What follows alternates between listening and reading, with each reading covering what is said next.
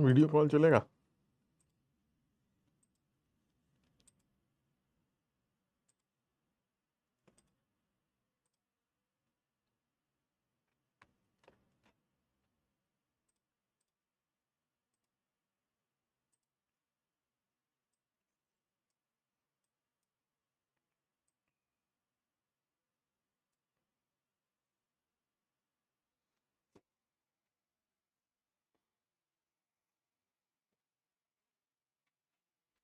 Good evening, good evening, good evening.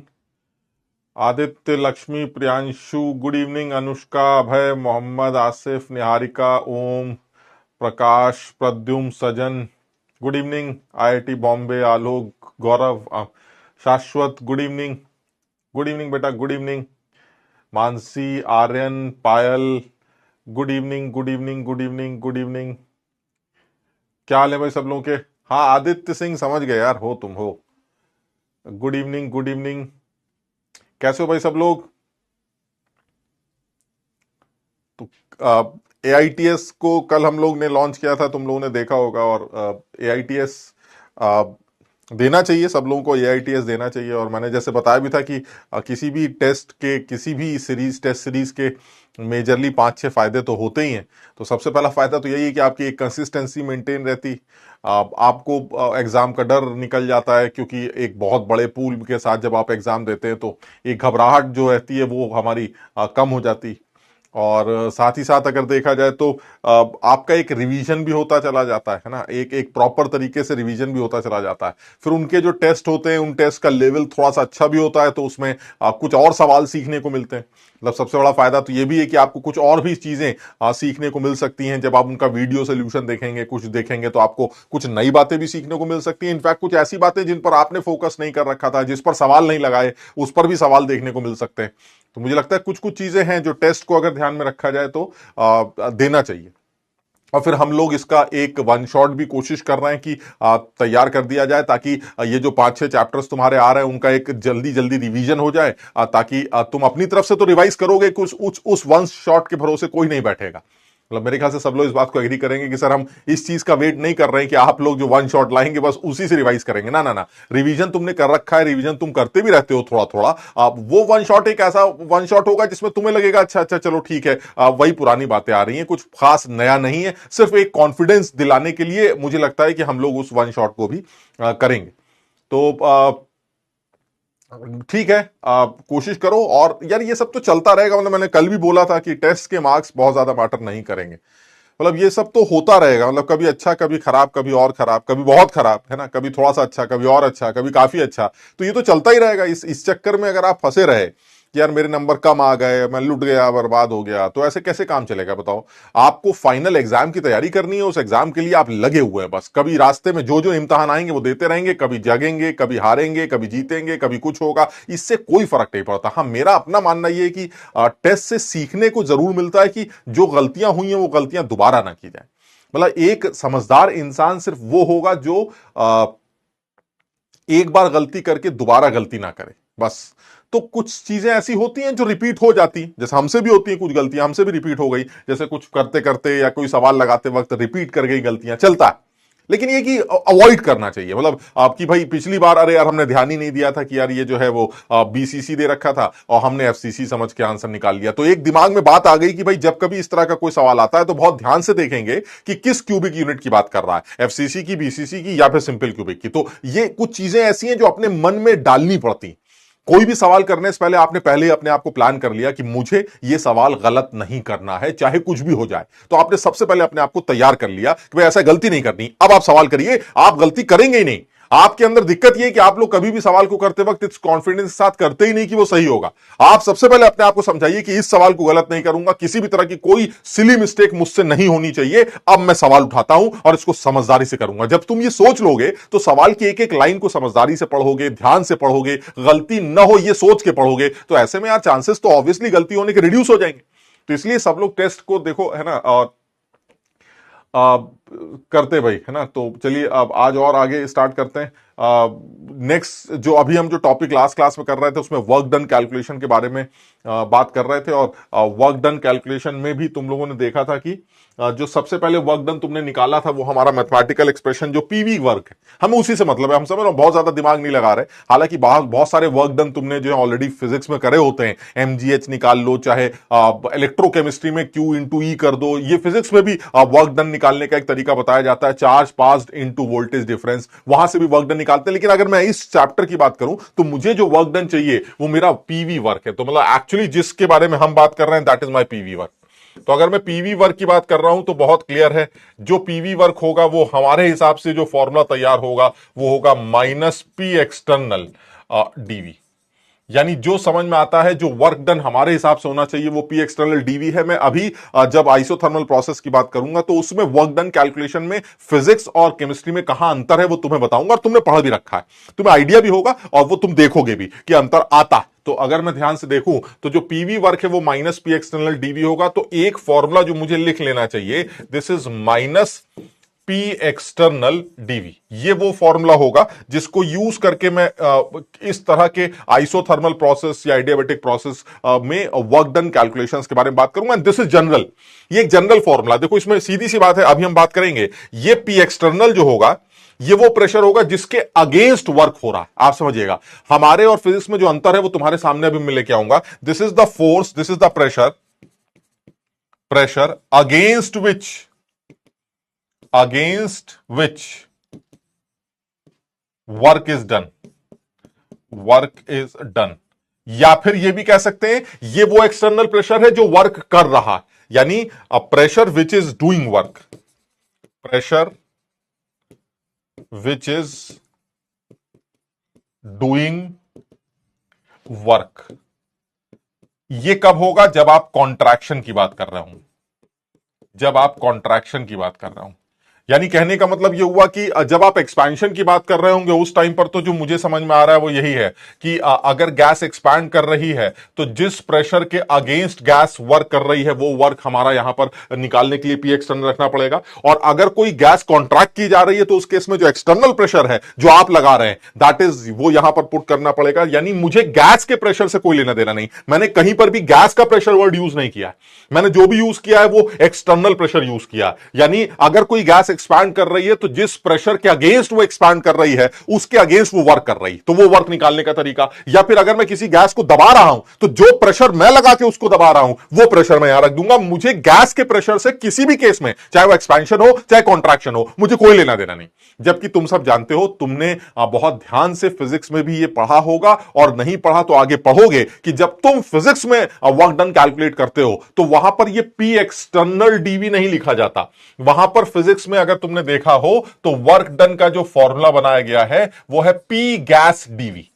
Sign भी बहुत clear है, ये पी गैस डीवी को यूज करके वो अपना काम चलाते हैं। उसका रीजन है क्योंकि वो इस बात को अज्यूम करते हैं कि जो फोर्स वर्क कर रहा है वो गैस का अपना प्रेशर है, यानी जो ड्राइविंग फोर्स है वो गैस का अपना प्रेशर है जो ये काम करने की कोशिश कर रहा है। क्लियर है?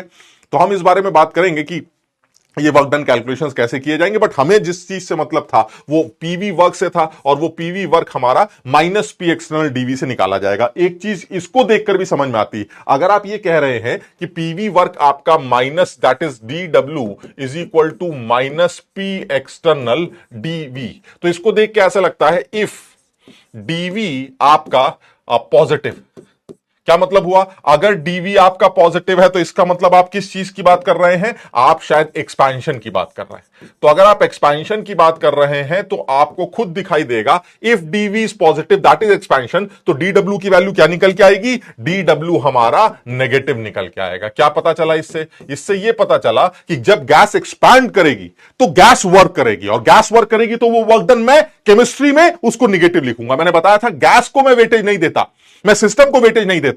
मैंने अगर काम किया होता तब फर्क पड़ता, और मैं गैस पर कब काम करूंगा? जब गैस को दबाऊंगा। यानी वो केस कौन सा केस होगा? कॉन्ट्रैक्शन का केस होगा। यानी अगर मैं कॉन्ट्रैक्शन की केस की बात करूं तो if DV is negative, that means volume कम हो रहा है, जिसकी वजह से डीवी नेगेटिव है, तो इस केस को आप कॉन्ट्रैक्शन का केस कहेंगे। और अगर ये कॉन्ट्रैक्शन का केस है तो फिर तो एक चीज एकदम साफ है, आपका जो वर्क डन निकल के आएगा, क्योंकि वो आप कर रहे हैं इसलिए वो पॉजिटिव होगा। यानी कहने का मतलब ये हुआ कि अगर मैं साइन की बात करता हूं फिजिक्स में उल्टा, मतलब समझो, बहुत ज्यादा दिमाग मत लगाओ, क्लियर है, मतलब ठीक है, साइन ही का तो फर्क है ना, ज्यादा क्या सोचना है, ठीक है। और फिजिक्स वाले सिस्टम को इंपॉर्टेंस दे रहे हैं और हम अपने आप को इंपॉर्टेंस दे रहे हैं। हमने हीट दी, पॉजिटिव, हमने वर्क किया सिस्टम पर, पॉजिटिव, सिस्टम ने हीट निकाली, नेगेटिव, सिस्टम ने वर्क किया, नेगेटिव। फिजिक्स में जस्ट उल्टा था, बात समझ लो। तो हम अगर बात करें तो फिजिक्स में जस्ट इसका उल्टा है। हम अगर केमिस्ट्री की बात करते हैं तो हमने अपने आप को इंपॉर्टेंस दी है। हमने अपने आप को इंपॉर्टेंस का मतलब, अगर मैं काम करूंगा तो उसे पॉजिटिव लिया जाएगा, अगर मैंने हीट दी तो उसे पॉजिटिव लिया जाएगा, अगर सिस्टम काम करेगा नेगेटिव, सिस्टम ने हीट निकाली नेगेटिव, बात खत्म, क्लियर है। तो इस तरह से अगर मैं देखूं तो वर्क डन के साइंस के बारे में या फिर हीट के साइन के बारे में भी मैंने एक फाइनल लाइन लिखी है, W is taken as negative if work done by the system. System से मतलब नहीं सर, सिस्टम काम कर रहा है, छोड़िए, वर्क डन को नेगेटिव ले लेते हैं।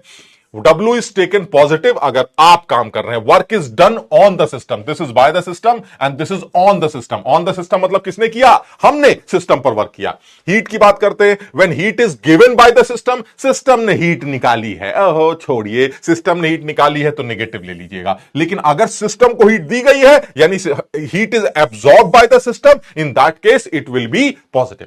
यानी बड़ा क्लियर है, हमने केमिस्ट्री में अपने आप को इंपॉर्टेंस दी है, जिसकी वजह से हम जो भी कुछ कर रहे हैं that is positive. Clear, clear है, समझ में आ गया, समझ में आया। चलिए अब नेक्स्ट पॉइंट पर आते हैं, और नेक्स्ट पॉइंट है हमारा जो इंपॉर्टेंट है। मैं इन दोनों लाइनों को जानबूझ के लिख के लाया हूं और तुम ये दोनों लाइनें इनको जरूर याद रखोगे, ये इंपॉर्टेंट है। अब हालांकि कुछ खास बात नहीं है, लेकिन फिर भी ये इंपॉर्टेंट है। हीट और वर्क के बारे में क्योंकि हमने बात की है, तो मैं हीट और वर्क के बारे में कुछ समराइज करना चाह रहा था।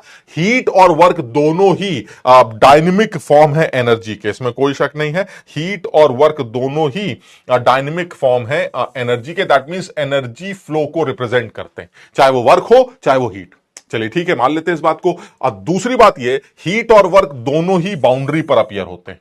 ये इंपॉर्टेंट स्टेप है, इसलिए इन दोनों बातों को सब लोग ध्यान रखेंगे। अब जैसे कल भी हमारी लास्ट क्लास में भी हमारी बात हुई थी कि अगर मैं किसी बर्फ के टुकड़े को छूऊंगा तो जो ठंडक महसूस होगी वो बाउंड्री पर ही महसूस होगी, वो अलग बात है, उसके बाद मैं पूरा हिलने लगूंगा। बट फिर भी अगर आपने किसी गर्म चीज को छुआ, ठंडी चीज को छुआ, हीट का फ्लो बाउंड्री पर ही दिखाई देता।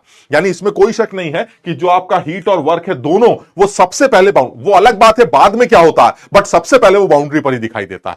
अगर मैं खींच के थप्पड़ मारूं अपने गाल पर तो साफ दिखाई देता है, वो जो असर होगा सबसे पहले गाल पर होगा, उसके बाद अंदर का खून खोलेगा, फिर समझ रहे हो, फिर वो बवाल होगा, वो सब बात की बात। लेकिन अगर आप सिर्फ वर्क की बात करें या हीट की बात करें तो ये दोनों ही एनर्जी के फ्लो को रिप्रेजेंट करते हैं, साथ ही साथ ये दोनों ही बाउंड्री पर अपीयर होते हैं। मैं इसलिए ये बात बता रहा हूं क्योंकि अब ये चीज जेई के एडवांस लेवल पर पूछी जा चुकी है, इसलिए सब लोग इस बात को ध्यान भी रखें। एडवांस में स्टेटमेंट के ऊपर उन्होंने ये बात की है, इसलिए सब लोग इस बात को जरूर ध्यान रखें। क्लियर है, तो ये दोनों स्टेटमेंट नोट कर लिए जाए और इन दोनों स्टेटमेंट को ध्यान रखा जाए, क्योंकि ये इंपॉर्टेंट, यानी सीधी सी बात है, मतलब कोई भी वर्क हो रहा है, आप वर्क कर रहे हैं, आप जैसे मैंने अभी एग्जांपल थप्पड़ वाला लिया, तो आपने खींच के थप्पड़ मारा तो वर्क जो है वो आपने किया, इसमें कोई शक नहीं, और वो अपीयर हुआ आपके और इस गाल के बाउंड्री पर। उसके बाद वो उसने अंदर क्या बवाल किया वो अलग बात है, बट एक्चुअली वर्क हो चाहे हीट हो, वो अपीयर सबसे पहले बाउंड्री पर ही होती है। और ये बड़ा अच्छा स्टेटमेंट था, तो बहुत सारे बच्चों ने गलत किया था, उनको ये बात समझ में नहीं आ रही थी कि एक्चुअली वो कहना क्या चाह रहा है। तो आप सब लोग इस बात को ध्यान रखिएगा, एडवांस लेवल पर ये दोनों स्टेटमेंट पूछे जा चुके हैं, हमें गलती नहीं करनी। ठीक है, नेक्स्ट पॉइंट पर आते हैं, और नेक्स्ट पॉइंट हमारे काम का है, and that is first law of thermodynamics. मुझे नहीं लगता कुछ खास लॉ है, पहली बात, क्योंकि ये तो बहुत पुरानी बात है जो हम लिखने जा रहे हैं, and that is energy conservation. ये तो सीधे सीधे एनर्जी कंजर्वेशन का लॉ है, और इसमें कुछ खास बात करनी समझ में नहीं आती। अब लेकिन फिर भी एक चीज जरूर है, अगर ये एनर्जी कंजर्वेशन का लॉ है तो आप कुछ इसको ऐसे समझ लेते हैं कि मान लीजिए मेरे पास एक सिस्टम, मान लीजिए ये सिस्टम ले लेते हैं, और ये कहते हैं कि क्योंकि ये एक सिस्टम है, एक पर्टिकुलर टेंपरेचर पर इसकी अपनी एक इंटरनल एनर्जी होगी, मान लीजिए E1। ये इसकी एक एब्सोल्यूट इंटरनल एनर्जी है, एक पर्टिकुलर सिस्टम है, एक पर्टिकुलर एनवायरमेंट में उस पर्टिकुलर टेम्परेचर एक फिक्स स्टेट पर उसकी हमने इंटरनल एनर्जी E1 मान रखी है। चलिए ठीक, अब आप क्या करना चाह रहे हैं? अब मैंने कुछ ऐसा किया है कि मैंने इसके अंदर कुछ हीट सप्लाई की, साथ ही साथ मैंने एक और हीट का फॉर्म डाला, दैट इज W। यानी कहने का मतलब यह हुआ, मैंने इस सिस्टम पर एनर्जी दी, मैंने इस सिस्टम पर वर्क किया। अब ऑब्वियसली ये दोनों ही एनर्जी के फॉर्म हैं, तो इस सिस्टम की शक्ल बदल जाएगी। अब इस सिस्टम की शक्ल बदलकर कुछ ऐसी हो गई, मान लीजिए इस सिस्टम की शक्ल बदल गई और इस सिस्टम की नई शक्ल कुछ ऐसी दिखाई दे रही है, तो इसकी जो इंटरनल एनर्जी है वो चेंज होकर E2 हो गई। अब एनर्जी कंजर्वेशन क्या कहता है, जरा जल्दी से बताओ। एनर्जी कंजर्वेशन क्या कहता है? एनर्जी ये कहता है कि E1 आपकी पहले इंटरनल एनर्जी थी, आपने इसको हीट सप्लाई किया Q, आपने इसके ऊपर काम भी कर दिया W, तो ये सब कुछ इसके अंदर स्टोर हो गया। यानी अब इसकी जो नई इंटरनल एनर्जी है E2, that is energy conservation, कि जो E2 की वैल्यू निकल के आनी चाहिए वो E1 plus Q plus W से निकल के आनी चाहिए। That means E2 minus E1 must be equal to Q plus W and that is delta E। So delta E is equal to Q plus W। कुछ लोग इस delta E को delta U भी कहते हैं। So delta U is equal to Q plus W। आप जैसे चाहें वैसे लिख सकते हैं।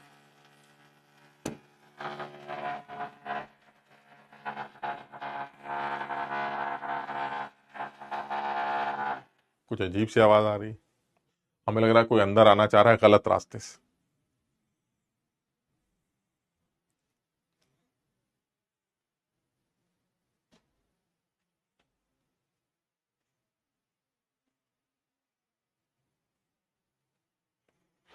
क्लियर है?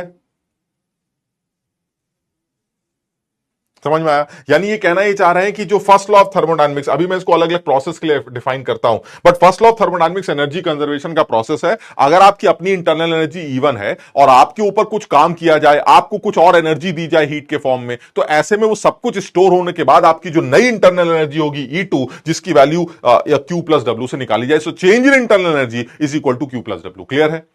सबको ही समझ में आया? इसका मतलब यह हुआ कि अब अगर मैं अलग अलग प्रोसेस की बात करूं, जिसमें सबसे पहला प्रोसेस मान लेते हैं कि आइसोथर्मल है, मान लेते हैं आइसोथर्मल प्रोसेस की बात करते हैं, तो अगर आप आइसोथर्मल प्रोसेस की बात करें तो इस फर्स्ट लॉ को आप कैसे एक्सप्लेन करेंगे, जरा मैं समझ के देखता हूं। फर्स्ट लॉ ये कहता है कि delta U is equal to Q plus W।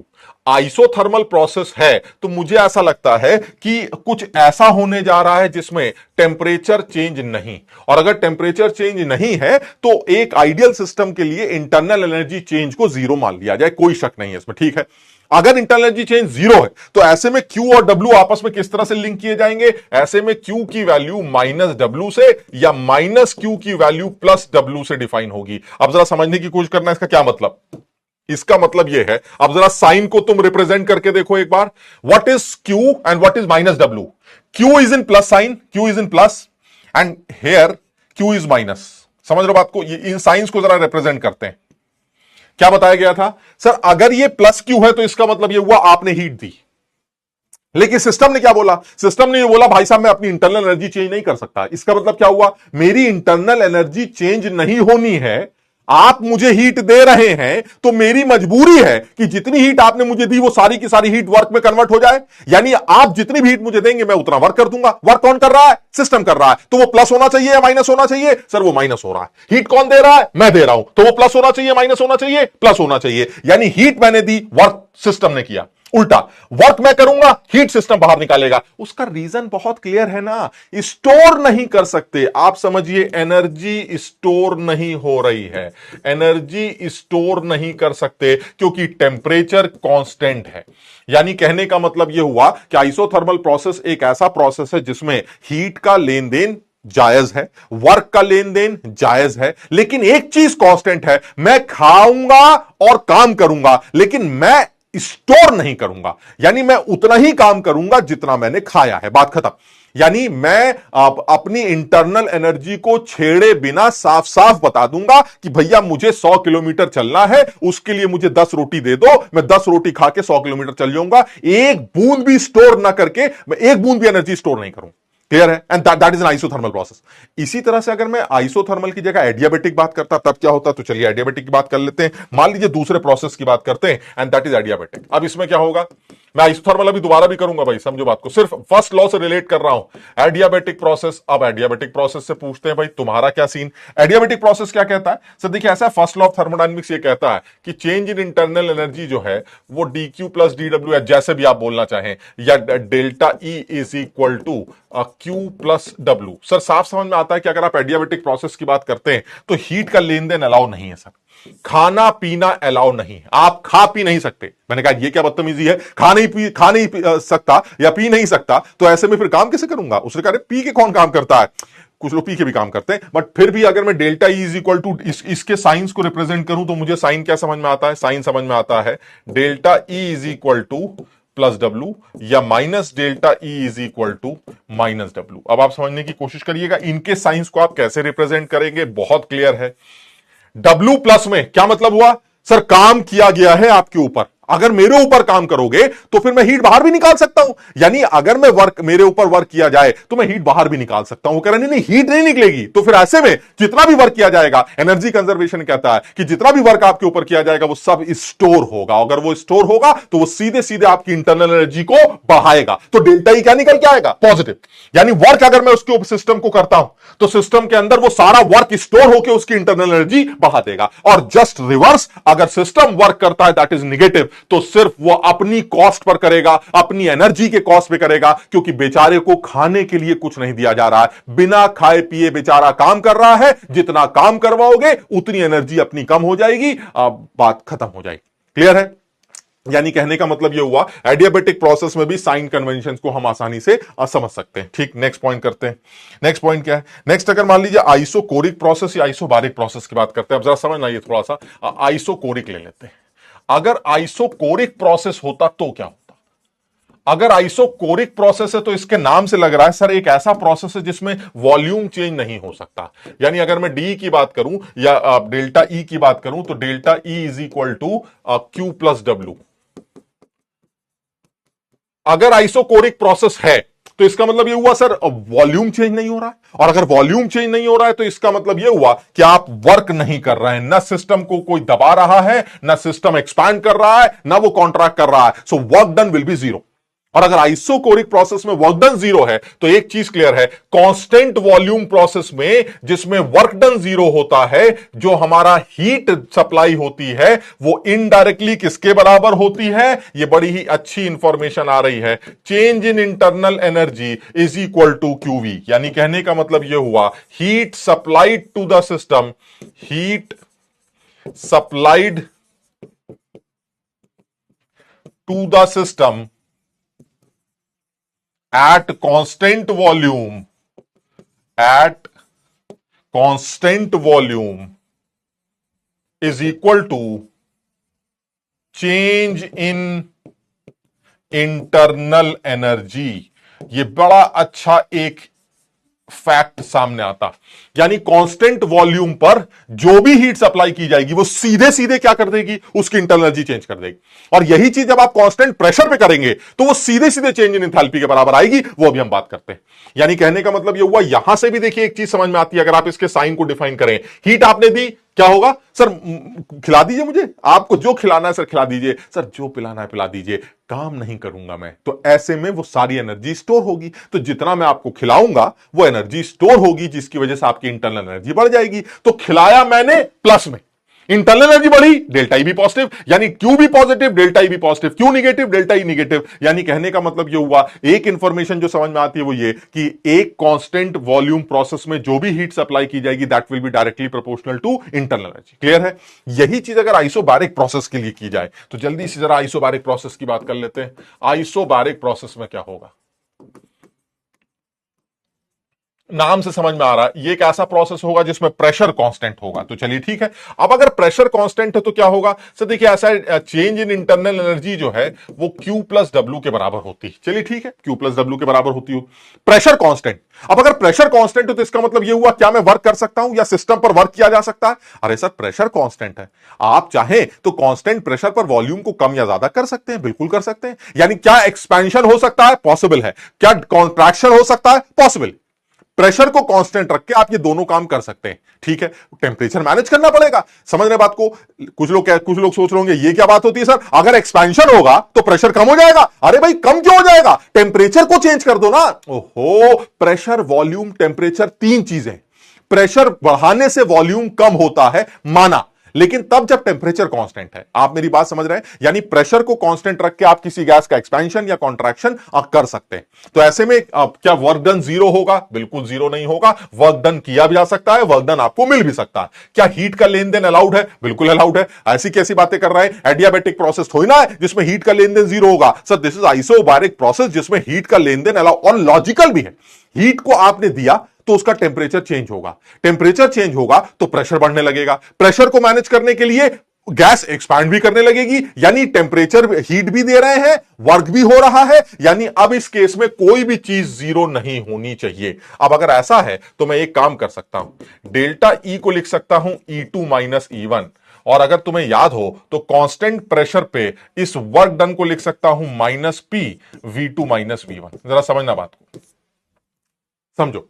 यानी कहने का मतलब यह हुआ वर्क डन की जगह minus P V2 minus V1 लिख दिया। अब थोड़ा सा अगर इसको सही लिखें तो कांस्टेंट प्रेशर पर Q इज QP and this is equal to QP minus PV2 plus PV1।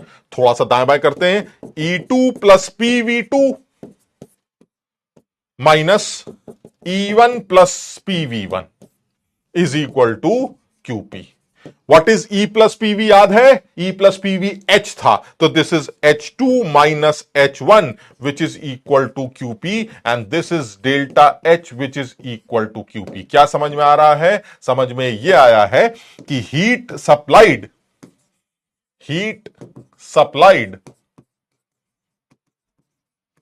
To the system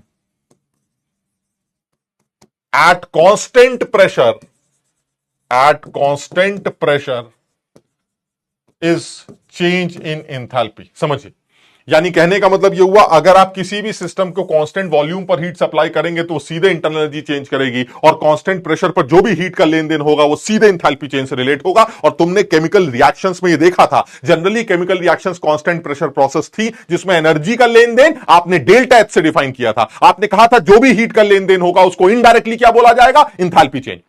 समझ लो बात को? यानी जनरली केमिकल रिएक्शंस में एनर्जी कंटेंट डेल्टा एच से डिफाइन होती है। क्यों? क्योंकि कांस्टेंट प्रेशर पर हीट का लेन देन सीधे किससे लिंक होता है? Delta H. यानी बहुत सीधी सी बात है, इन दोनों बातों को बहुत आराम से याद किया जाए। क्या याद करना था? कांस्टेंट वॉल्यूम प्रोसेस में हीट का जो भी लेन देन है वो इंटरनल एनर्जी से लिंक होगा, और कांस्टेंट प्रेशर प्रोसेस में एनर्जी का जो भी लेन देन है वो सीधे इंथैल्पी से लिंक। क्लियर है? यहां तक सबको ये बात समझ में आ गई?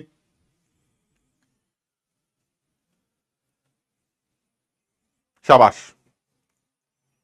नेक्स्ट पॉइंट पर आते हैं। अब आते हैं नेक्स्ट पॉइंट पर, और वो है थोड़ा सा देखा जाए तो एक आध सवाल जो फर्स्ट लॉ ऑफ थर्मोडायनेमिक्स से किसी इम्तहान में पूछे गए होंगे, जो कि जेई मेंस के नाम से जाना जाता है। तो अगर मैं इस एग्जाम की बात करूं और इस एग्जाम में आप ध्यान से देखें तो सवाल किस लेवल पर चल रहे हैं आप समझ रहे हैं बात को? जिस एग्जाम से तुम डरते हो, जिस एग्जाम में तुम ये सोचते हो कि हमारा सिलेबस ऐसा है, हमारी तैयारी ऐसी है, हम अभी इतना ही पढ़ पाए, हम अभी उतना ही कर पाए, पता नहीं क्या क्या, उस एग्जाम में किस तरह के सवाल देखे जा रहे हैं आप खुद समझ लीजिए क्या level. Which of the following equations does not correctly represent. देखो अब शायद यही सब सोच के बनाया गया, थोड़ा सा ध्यान रखना। डज नॉट पूछ रहा है, यानी कहीं इक्वेशन में कुछ रिलेशंस में गलती। सारे बच्चे इसका आंसर दे रहे हैं। पहला देखिए बिल्कुल सही कह रहा है, साइक्लिक प्रोसेस की बात कर रहे हैं, इंटरनल एनर्जी चेंज तो जीरो ही होगा। साइक्लिक प्रोसेस में तो कुछ सोचना ही नहीं है, यानी डेल्टा यू या डेल्टा ई आप जो भी बोलना चाहें दैट इज जीरो। तो अगर डेल्टा यू जीरो है तो Q, first law of thermodynamics के अकॉर्डिंगली क्यू और डब्ल्यू का क्या रिलेशन आएगा? Q is equal to minus W.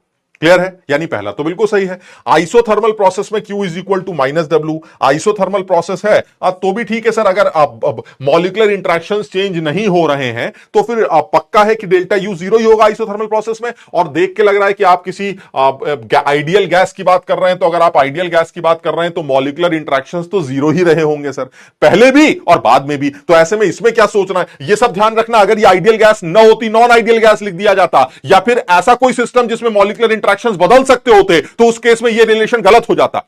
मेरी बात सब लोग समझ रहे हैं कि नहीं? मैंने बताया था du is equal to zero सिर्फ तब हो रहा है at constant temperature when molecular interactions are constant. If molecular interactions are changing, that case at constant temperature du zero नहीं भी हो सकता। बात समझ रहे हो? तीसरी बात क्या निकल के आती है, एडियाबेटिक प्रोसेस में डेल्टा यू माइनस डब्ल्यू के बराबर होता है। अरे अभी तो बात हुई थी डेल्टा यू की वैल्यू क्यू प्लस डब्ल्यू के बराबर होती है। एडियाबेटिक प्रोसेस में क्यू जीरो होगा तो डेल्टा यू प्लस डब्ल्यू के बराबर होगा। मुझे तुम समझ में नहीं आते। और आइसोकोरिक प्रोसेस में डेल्टा यू क्यू के बराबर होगा, क्यों? क्योंकि वर्क डन जीरो। तो जो सही ऑप्शन है वो सी ऑप्शन है। बहुत आसान सा सवाल है, ज्यादा दिमाग लगाने की जरूरत नहीं। चलिए एक और सवाल ले लेते हैं। यह भी तुम्हारे इम्तिहान में पूछा गया एक सवाल है, जिसमें कहते हैं during compression of a spring the work done is 10।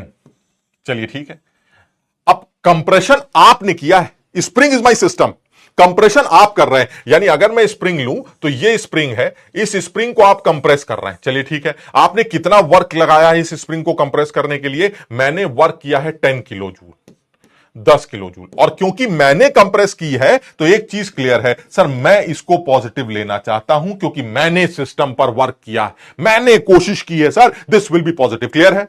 सबको ये बात समझ में आ रही? समझ में आई? दूसरी बात, अब वो कह रहा है कि 2 किलो जूल जो है escaped to the surrounding as heat. अब इतना जब तुमने इसको गर्म कर दिया दबा के, तो इस सिस्टम ने जो है 2 किलो जूल हीट बाहर निकाल दी। This is 2 kilo joule heat ले लेते हैं, और क्योंकि सिस्टम ने बाहर निकाली है तो सर ये नेगेटिव होगी। बात समझ रहे हो? तो खेल खत्म हो गया सर। निकालना क्या ये बताइए? कह रहे इंटरनल एनर्जी चेंज बता दो। मैंने कहा फर्स्ट लॉ ऑफ थर्मोडायनेमिक्स बता दो। उसने कहा Q प्लस डब्ल्यू होगा, Q की वैल्यू -2 होनी चाहिए और W की वैल्यू +10 होनी चाहिए। कुल मिला के देखा जाए तो ये +8 किलो जूल होना चाहिए। यानी अल्टीमेटली जो भी कुछ स्टोर हुआ वो 8 किलो जूल पर मोल हुआ। समझे बात? बिल्कुल आसान एकदम, कहीं कुछ दिमाग लाने से। और ये लॉजिकल भी लगता है। लॉजिकल क्या है सर? आप सिस्टम पे चढ़ गए, इसने थोड़ी सी हीट बाहर निकाल दी तो बाकी कहां गई? अरे सर स्टोर हो गई। स्टोर हो गई तो इसका मतलब एनर्जी बढ़ रही, एनर्जी बढ़ रही तो answer should be internal energy should change should be positive. तो चेंज एक तो क्लियर है सर, ये आंसर तो नहीं हो सकता, ये आंसर तो नहीं हो सकता। इतनी एनर्जी देने के बाद भी अगर इंटरनल एनर्जी कम रह गई या घट गई तब तो फिजिबल ही नहीं है। तो इसका मतलब ये हुआ सर 10 किलो जूल में से 2 किलो जूल बाहर निकल गए, बचे 8 जो आपने अपने अंदर स्टोर कर लिए। सो change in internal energy should be 8। Clear? शाबाश। नेक्स्ट पॉइंट पर आते हैं। एक और सवाल ले लेते हैं सर। ये ऐसी एक सिंपल सा सवाल है, a gas expands again a constant external pressure of 2 atm। अच्छा, गैस फैल रही है एक कांस्टेंट एक्सटर्नल प्रेशर के अगेंस्ट। देखिए हमें ऐसा लगता है जैसे केमिस्ट्री को ध्यान में रख के सवाल बनाया गया, against a constant external pressure, यानी गैस का एक्सपेंशन चल रहा है एक कांस्टेंट एक्सटर्नल प्रेशर का। ठीक है, मान लीजिए ये हमारा सिस्टम है और इस सिस्टम में ये गैस, आपने इस पिस्टन के अंदर गैस को दबा रखा है। चलिए ठीक है, ये गैस अंदर दबी हुई, ये गैस अब एक कांस्टेंट प्रेशर के अगेंस्ट जो है वो गैस फैल रही। आप क्या है वो कांस्टेंट प्रेशर? वो हमें सवाल में दे रखा है। वो कांस्टेंट प्रेशर हमें दे रखा है 2 atm, यानी दिस इज 2 atm। ये गैस 2 atm कांस्टेंट प्रेशर के अगेंस्ट एक्सपैंड कर रही है। यही हो रहा है, एक्सपैंड कर रही है। यानी नीचे वाला प्रेशर जो है वो बाहर वाले प्रेशर से काफी ज्यादा, तभी तो अब एक कांस्टेंट प्रेशर के अगेंस्ट गैस एक्सपैंड कर रही। ठीक है, अच्छा अब वो ये कह रहा है कि increasing its volume by 3.4 litre, यानी गैस का जो वॉल्यूम है 3.4 लीटर बच गया। ठीक है, simultaneously the system absorbs 400 joule energy. यानी अब समझ रहे बात को, ये गैस एक्सपैंड कर रही है, एक चीज तो कंफर्म है, गैस वर्क कर रही, गैस वर्क कर रही है और एक कांस्टेंट प्रेशर के अगेंस्ट वो गैस वर्क कर रही है। तो इसका मतलब ये हुआ ये गैस खेल रही है, मुझे इससे मतलब नहीं, बेकार आदमी है, नेगेटिव। ठीक है, कितना वर्क कर रही है वो निकालते हैं। प्लस और क्या कर रहे हैं, the system absorbs 400 joule energy, यानी सिस्टम ने 400 जूल एनर्जी खा ली। ऐसे अब क्योंकि 400 जूल एनर्जी सिस्टम खा रहा है तो obviously this is endothermic process, मैंने हीट दी है तो ये तो कंफर्म हो गया सर ये हमारी हीट है, इसको पक्का पॉजिटिव कंसीडर करना चाहिए, मैं ज्यादा दिमाग नहीं लगाना चाहता। यानी अगर आपको change in internal energy calculate करना है तो that change in internal energy must be Q plus W, जिसमें ये Q तो मेरा पॉजिटिव है लेकिन ये वर्क डन मेरा नेगेटिव। वैल्यूज को पुट किया जाए और पुट करके आंसर निकाला जाए। So Q is equal to positive में 400 जूल प्लस वर्क डन हमेशा माइनस पी एक्सटर्नल डीवी होगा, and that minus P external dV की वैल्यू अगर आप सॉल्व करते हैं तो that is 400 minus external pressure कितना है 2। देखो वर्क डन अपने आप ही नेगेटिव आएगा, आप समझ रहे बात को, क्योंकि आप एक्सपेंशन में वॉल्यूम बढ़ जाए तो डीवी पॉजिटिव है, डीवी अगर पॉजिटिव है तो ये अपने आप ही नेगेटिव वैल्यू दे देगा, तो ये आ जाएगा आपका 3.4। अब इस चीज का ध्यान रखना, ये हमारा जूल में है और ये हमारा एटीएम लीटर में है, तो ये तो काफी गलत है कि आपने दो लोगों को घटाने की कोशिश की है जो अलग अलग यूनिट्स में, तो आपने इसको कन्वर्ट कर दिया जूल में। अब आप इन दोनों को सॉल्व करके आसानी से इसका आंसर कैलकुलेट कर सकते हैं, और जल्दी से मुझे इसका आंसर बता दो, बहुत सारे बच्चे इसका आंसर बता रहे हैं, इट इज -289। और लॉजिकल लगता है, लॉजिकल क्यों लगता है कि सर गैस एक्सपांड कर रही है, वो वर्क कर रही होगी, कुछ हीट एब्जॉर्ब कर रही है, यानी लॉजिकली ऐसा लग रहा है जैसे कुछ खा के ये एक्सपैंड कर रही। तो अगर ये कुछ खा के एक्सपैंड कर रही है तो कुछ एनर्जी जो है वो स्टोर हो रही होगी क्योंकि चेंज, या कुछ एनर्जी इसकी कम हो रही होगी क्योंकि चेंज इन इंटरनल एनर्जी हमारी नेगेटिव आ रही। यानी कहने का मतलब ये हुआ कि आप सीधे सीधे वैल्यूज को पुट कर सकते हैं। एक बार आप जो हमारा वर्क डन है उसका फॉर्मूला हमने लगा दिया, minus P external dV that is V2 minus V1, जो हमें 3.4 लीटर दे रखा है, सीधे वैल्यू को पुट करके अपना ये काम किया जा सकता है। क्लियर है?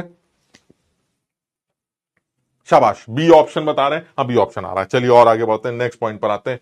नेक्स्ट पॉइंट क्या है? अब नेक्स्ट पॉइंट है एक छोटा सा डेफिनेशन जो फिजिक्स में भी की जाती है, दैट इज हीट कैपेसिटी। अब देखो ये बड़ा सिंपल सा एक स्टेटमेंट है कि हीट कैपेसिटी को डिफाइन कैसे किया जा रहा है। तो मुझे ऐसा लगता है हीट कैपेसिटी के नाम से एक चीज बहुत क्लियर है, नाम से भी लग रहा है कैपेसिटी। कैपेसिटी का मतलब है आपकी बॉडी की या सिस्टम की क्या कैपेसिटी है जिससे मैं आपको हीट दूं और आपका टेम्परेचर जो है वो 1 डिग्री रेस कर जाए। यानी आप कहने का मतलब यह हुआ, आप किसी भी सिस्टम को या किसी भी बॉडी को कितनी हीट दी जाए ताकि उसका टेम्परेचर 1 डिग्री बढ़ाया जा सके। अब वो 1 डिग्री बढ़ाने का मतलब चाहे वो डिग्री सेंटीग्रेड हो, चाहे वो फॉरेनहाइट हो या फिर केल्विन हो, मुझे इससे कोई फर्क नहीं पड़ता, चेंज इज चेंज। यानी कहने का मतलब यह हुआ कि अगर आप किसी भी सिस्टम का टेम्परेचर जो है 1 डिग्री रेस करना चाहते हैं तो ऐसे में कितनी हीट सप्लाई करेंगे, दैट इज हीट कैपेसिटी। लेकिन ये तो सर बड़ा फर्जी सा डायलॉग, क्यों? क्योंकि सर आप काफी लंबे चौड़े लगते हैं, तो आपकी जो हीट कैपेसिटी है वो ज्यादा होगी, आपको ज्यादा हीट देनी पड़ेगी टेम्परेचर 1 डिग्री बढ़ाने के लिए। हम लोग छोटे से लोग हैं, अब इनमें किसी को भी पकड़ लेते हैं, मान लीजिए जीतू है, जीतू कह रहा है सर मैं तो छोटा सा आदमी हूं, अब मैं आपसे देखने में भी छोटा हूं, लंबाई चौड़ाई भी मेरी कम है, तो ऐसे में अगर मेरा टेम्परेचर 1 डिग्री बढ़ाना चाहते हैं तो मुझे कम हीट देने पड़ेगा, अगर आप अपनी टेम्परेचर 1 डिग्री बढ़ाना चाहते हैं तो आपको ज्यादा हीट देनी पड़ेगी। यानी हीट कैपेसिटी वो डिपेंड करती है सिस्टम के ऊपर, ये चीज क्लियर है। इसलिए ये कोई बहुत अच्छा टर्म नहीं है किसी सिस्टम की हीट कैपेसिटी को डिफाइन करना, कोई बहुत अच्छा टर्म नहीं, because it is specific with system, it is system specific. मेरी बात समझ रहे हो? यानी ये एक ऐसी चीज है जो सिस्टम स्पेसिफिक है। सिस्टम बड़ा होगा तो उस केस में ज्यादा हीट देनी पड़ेगी to raise the temperature by 1 degree, system छोटा होगा तो कम हीट देनी पड़ेगी to raise the temperature by 1 degree. इसीलिए बेहतर यह है कि सर आप भी वही सर फ्लैश से और हड्डियों से मिलकर बने हैं, जीतू भी सर वैसे ही फ्लैश और हड्डियों से मिलकर बना है, तो सर एक काम करते ना, मैं आपकी या जीतू की इंडिविजुअल हीट कैपेसिटी की जगह आपकी और जीतू की मोलर हीट कैपेसिटी के बारे में बात करता हूं या स्पेसिफिक हीट कैपेसिटी की बात करता हूं। यानी आपके 1 ग्राम का मास अगर लिया जाए तो टेम्परेचर 1 डिग्री रेस करने में कितनी हीट दी जाएगी, that is specific heat capacity. या आपका अगर 1 मोल लिया जाए तो आपका टेम्परेचर 1 डिग्री बढ़ाने के लिए कितनी हीट दी जाएगी, that is molar heat capacity. Sir वो जीतू के लिए भी एप्लीकेबल होगी, फर्क सिर्फ इतना होगा, आपका मास अगर 1 ग्राम की मोलर हीट कैपेसिटी या स्पेसिफिक हीट कैपेसिटी आपको पता हो तो आप अपने मास से मल्टीप्लाई करके आप अपनी हीट कैपेसिटी निकाल लीजिएगा, वो अपने मास से मल्टीप्लाई करके अपनी हीट कैपेसिटी निकाल लेगा। यानी अगर मुझे यह पता चल जाए कि इंसानों की स्पेसिफिक हीट कैपेसिटी 5 है, समझो बात, इंसानों की स्पेसिफिक हीट कैपेसिटी 5 होती है, क्या मतलब हुआ? किसी भी इंसान का 1 ग्राम लिया जाए तो उसका टेम्परेचर 1 डिग्री बढ़ाने के लिए 5 जूल एनर्जी देनी। ठीक है। अब मान लीजिए मैं आ गया, मैंने कहा भाई ये बताओ मेरी हीट कैपेसिटी क्या है, तो मैं सीधे सीधे पूछूंगा ये बताइए आपका मास क्या है। मास आती ही स्पेसिफिक हीट कैपेसिटी से मल्टीप्लाई कर दूंगा, कोई और आएगा उसके मास से मल्टीप्लाई कर दूंगा। यानी बेहतर टर्म हीट कैपेसिटी नहीं, बेहतर टर्म स्पेसिफिक हीट कैपेसिटी या मोलर हीट कैपेसिटी। सब लोग इस बात को समझ पा रहे हैं क्या कहना चाह रहा हूं?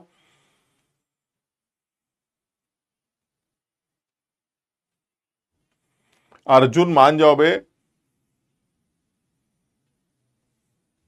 समझ में आ रहा है? एक आदमी कह रहा सर आप इंसान नहीं बकरा है। अच्छा, क्लियर है, ये वाली बात समझ में आ रही। यानी मैं ये बताना चाह रहा हूं कि अब ठीक है, डेफिनेशन में तो आप जो बोलना चाहे बोल सकते हैं। It is defined as the quantity of heat required to raise the temperature of a particular body by 1 degree. ये ठीक है। यानी जनरल डेफिनेशन की अगर आप बात करते हैं तो that is d Q by D T, heat supplied to raise the temperature by 1 degree, that is heat capacity. But ये लोगों के ऊपर डिपेंड करेगा, आप समझ रहे हैं, ये लोगों के ऊपर डिपेंड करेगा, हर सिस्टम के ऊपर डिपेंड करेगा। बड़ा सिस्टम है तो हीट कैपेसिटी ज्यादा होगी, छोटा सिस्टम है तो हीट कैपेसिटी कम होगी। इसलिए बेहतर यह है कि मैं मोलर हीट कैपेसिटी या स्पेसिफिक हीट कैपेसिटी का सहारा लूं, ताकि मुझे अलग अलग सिस्टम के लिए ना डिफाइन करना पड़े। मैं बस आदमियों का नाम और उनका वेट लेता जाऊंगा, उनके मोल लेता चला जाऊंगा। 4 मोल मल्टीप्लाई कर दिया, 5 मोल मल्टीप्लाई कर दिया, क्योंकि मुझे पर मोल आती। मेरी बात सब लोग समझ रहे हैं ना? तो मैं पर मोल या पर ग्राम जानता हूं, जिसकी वजह से मैं किसी भी सिस्टम की स्पेसिफिक हीट कैपेसिटी कैलकुलेट कर सकता हूं, उसको उसके मोल से या वेट से मल्टीप्लाई करके। समझ में आई बात? सबको ये बात समझ में आ गई? यानी अब जैसे साफ दिखाई देता है कि अगर आप मोलर हीट कैपेसिटी की बात करते हैं तो अब मोलर हीट कैपेसिटी या specific heat capacity, specific heat capacity, तो स्पेसिफिक हीट कैपेसिटी की अगर आप बात करते हैं, इसको स्मॉल सी से भी लिखा जा सकता है। तो अगर आप स्पेसिफिक हीट कैपेसिटी की बात करते हैं तो that means to raise the temperature of a body, to raise the 1 gram of 1 gram body, to raise the temperature of 1 gram body, आप इसको ऐसे लिख सकते हैं, heat required to raise the temperature of 1 gram system by 1 degree. इसे आप specific heat capacity बोल सकते हैं। तो अगर किसी भी सब्सटेंस का मास m है और उसकी स्पेसिफिक हीट कैपेसिटी दे रखी है, तो उसकी हीट कैपेसिटी m से मल्टीप्लाई करके निकाली जा सकती है। जैसे अगर मान लीजिए मेरे पास ये सिस्टम है, इसका मास m और मुझे इसकी स्पेसिफिक हीट कैपेसिटी दे रखी, स्पेसिफिक हीट कैपेसिटी दे रखी है सपोज c। तो ऐसे में अगर ये कहा जा रहा है कि इसको कितनी हीट दी जाए ताकि इसका टेम्परेचर 1 डिग्री रेज कर दिया जाए, तो इस सिस्टम की जो हीट कैपेसिटी होगी, इस सिस्टम की जो हीट कैपेसिटी होगी वो कितनी निकल के आएगी? इस सिस्टम की जो हीट कैपेसिटी होगी, हीट कैपेसिटी जो होगी वो m इंटू एस से निकाली जाएगी। क्लियर है? यानी कि आपने कितनी हीट दी उसका टेम्परेचर 1 डिग्री रेज करने के लिए, तो that is m into S. ठीक है, तो अगर 1 डिग्री टेम्परेचर चेंज करने के लिए एमएस हीट दी जाती है, तो उसका टेम्परेचर डेल्टा टी चेंज करने के लिए कितनी हीट दी जाएगी? तो मेरे ख्याल से सब लोगों ने हीट ट्रांसफर पर यह वाला फॉर्मूला पढ़ा होगा, that is d Q is equal to M S d T. यानी कहने का मतलब यह हुआ कि स्पेसिफिक हीट आप एस बोल रहे थे यहां पर, तो यह फॉर्मूला सब लोगों ने पढ़ा होगा कि हीट कैपेसिटी अगर आपको दे रखी हो molar heat specific heat capacity, तो जो हीट ट्रांसफर है वो एमएसडीटी से कैलकुलेट किया जा सकता है। क्लियर है? सबको ये बात समझ में आ रही? लेकिन ये तब है जब आप स्पेसिफिक हीट कैपेसिटी की बात करें। अगर आप मोलर हीट कैपेसिटी की बात कर रहे हैं तब क्या होगा? अगर आप मोलर हीट कैपेसिटी की बात कर रहे हैं, जो कि हमारे लिए इंपॉर्टेंट है, तो अगर आप मोलर हीट कैपेसिटी की बात कर रहे हैं तो मोलर हीट कैपेसिटी, जिसको कैपिटल सी से डिफाइन किया जा सकता है, इस मोलर हीट कैपेसिटी को पर मोल डिफाइन किया जा रहा है, जिसको दो तरह से डिफाइन किया जा रहा है। एक मोलर हीट कैपेसिटी हम कांस्टेंट वॉल्यूम पे डिफाइन करेंगे और एक मोलर हीट कैपेसिटी हम कांस्टेंट प्रेशर पर डिफाइन करेंगे। तो अगर आप molar heat capacity constant pressure और कांस्टेंट वॉल्यूम पे डिफाइन कर रहे हैं, तो this is CV, capital C, CP. M का मतलब मोलर हीट कैपेसिटी की बात कर रहे हैं। तो अगर आप मोलर हीट कैपेसिटीज की बात कर रहे हैं कांस्टेंट प्रेशर और कांस्टेंट वॉल्यूम पर, तो उनको कैसे डिफाइन करेंगे? फिर वही है सर, आप कांस्टेंट वॉल्यूम पर मोलर हीट कैपेसिटी डिफाइन करना चाह रहे हैं, यानी कांस्टेंट वॉल्यूम पर एक मोल सिस्टम का या गैस का टेम्परेचर 1 डिग्री बढ़ाने के लिए जो भी हीट आप देंगे, that is molar heat capacity. यानी बड़ा सीधी सी डेफिनेशन होगी, at constant volume heat supplied to the system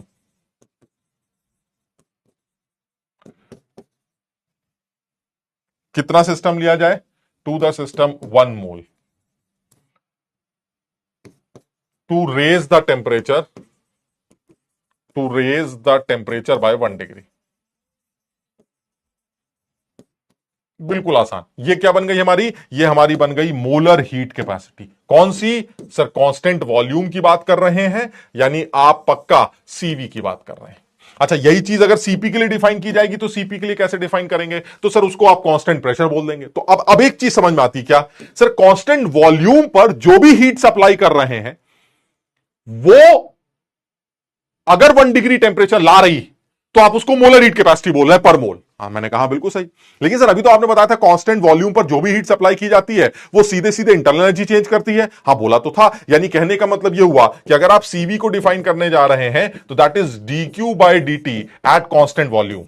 और हम सब जानते हैं कांस्टेंट वॉल्यूम पर जो भी हीट सप्लाई होती है वो सीधे सीधे इंटरनल एनर्जी से लिंक होती है, यानी that will be change in internal energy. So यहां से एक और इक्वेशन समझ में आती है, dV is equal to CV dt। यानी पर मोल अगर आप देखना चाहते हैं तो वो ये होगा, for n moles of a gas, for n moles it should be DE is equal to NCV dt। यानी यहां से जो समझ में आता है वो ये कि कांस्टेंट वॉल्यूम पर जो भी हीट सप्लाई की जाएगी that is change in internal energy. तो ये जो DQ है वो सीधे सीधे किससे लिंक होगा, चेंज इन इंटरनल एनर्जी। और इसी तरह से, बिल्कुल इसी तरह से अगर आप कांस्टेंट प्रेशर की बात करते हैं तो जो हीट सप्लाई करेंगे वो इंथैल्पी चेंज से रिलेट होगा। तो जो सीपी निकल के आएगा, जो डीएच निकल के आएगा वो सीपीडीटी से निकाला जाएगा। यानी अगर आप सीपीडीटी की बात करते हैं, यानी क्या निकालना चाहते हैं, कांस्टेंट प्रेशर पर, eight constant pressure heat supplied to 1 mole of a gas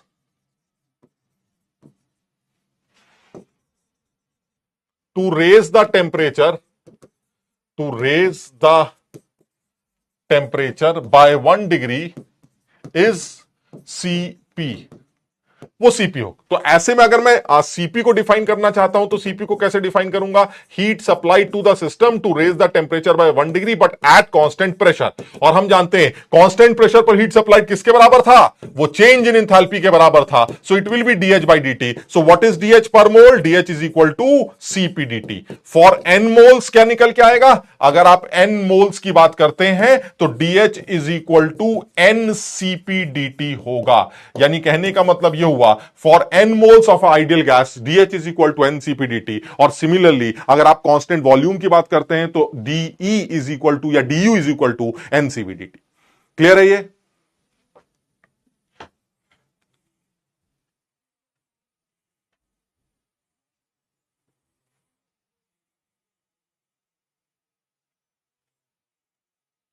सबको ये बात समझ में आ रही है? यानी दो इक्वेशंस हैं जो बिल्कुल तरह से याद कर ली जाए और वो बिल्कुल सीधी हैं। और ये इक्वेशंस हमने जैसे बात भी की है पहले, ये जो इक्वेशंस होंगी ये इक्वेशंस एप्लीकेबल ही तब होंगी जब हम जैसे मान लीजिए हम ये वाली बात कर रहे थे, जो डी ई है it is an CV D T और जो डी एच है वो एन सीपी डी टी होगा। अब बस इस चीज का ध्यान रखना, ये जो इक्वेशन आपने बनाई है इस इक्वेशन को ध्यान में रखा जाए।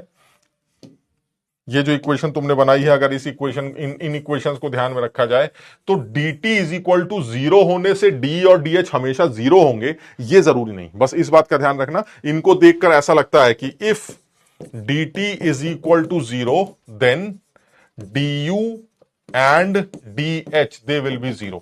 ये स्टेटमेंट जो आपने लिखा है ये स्टेटमेंट सिर्फ तब सही है जब और कोई मॉलिक्यूलर इंटरेक्शंस चेंज ना हो रहे हो। बस इस बात का ध्यान रखना। यानी ये सिर्फ तब होगा when there is no change in the molecular interactions.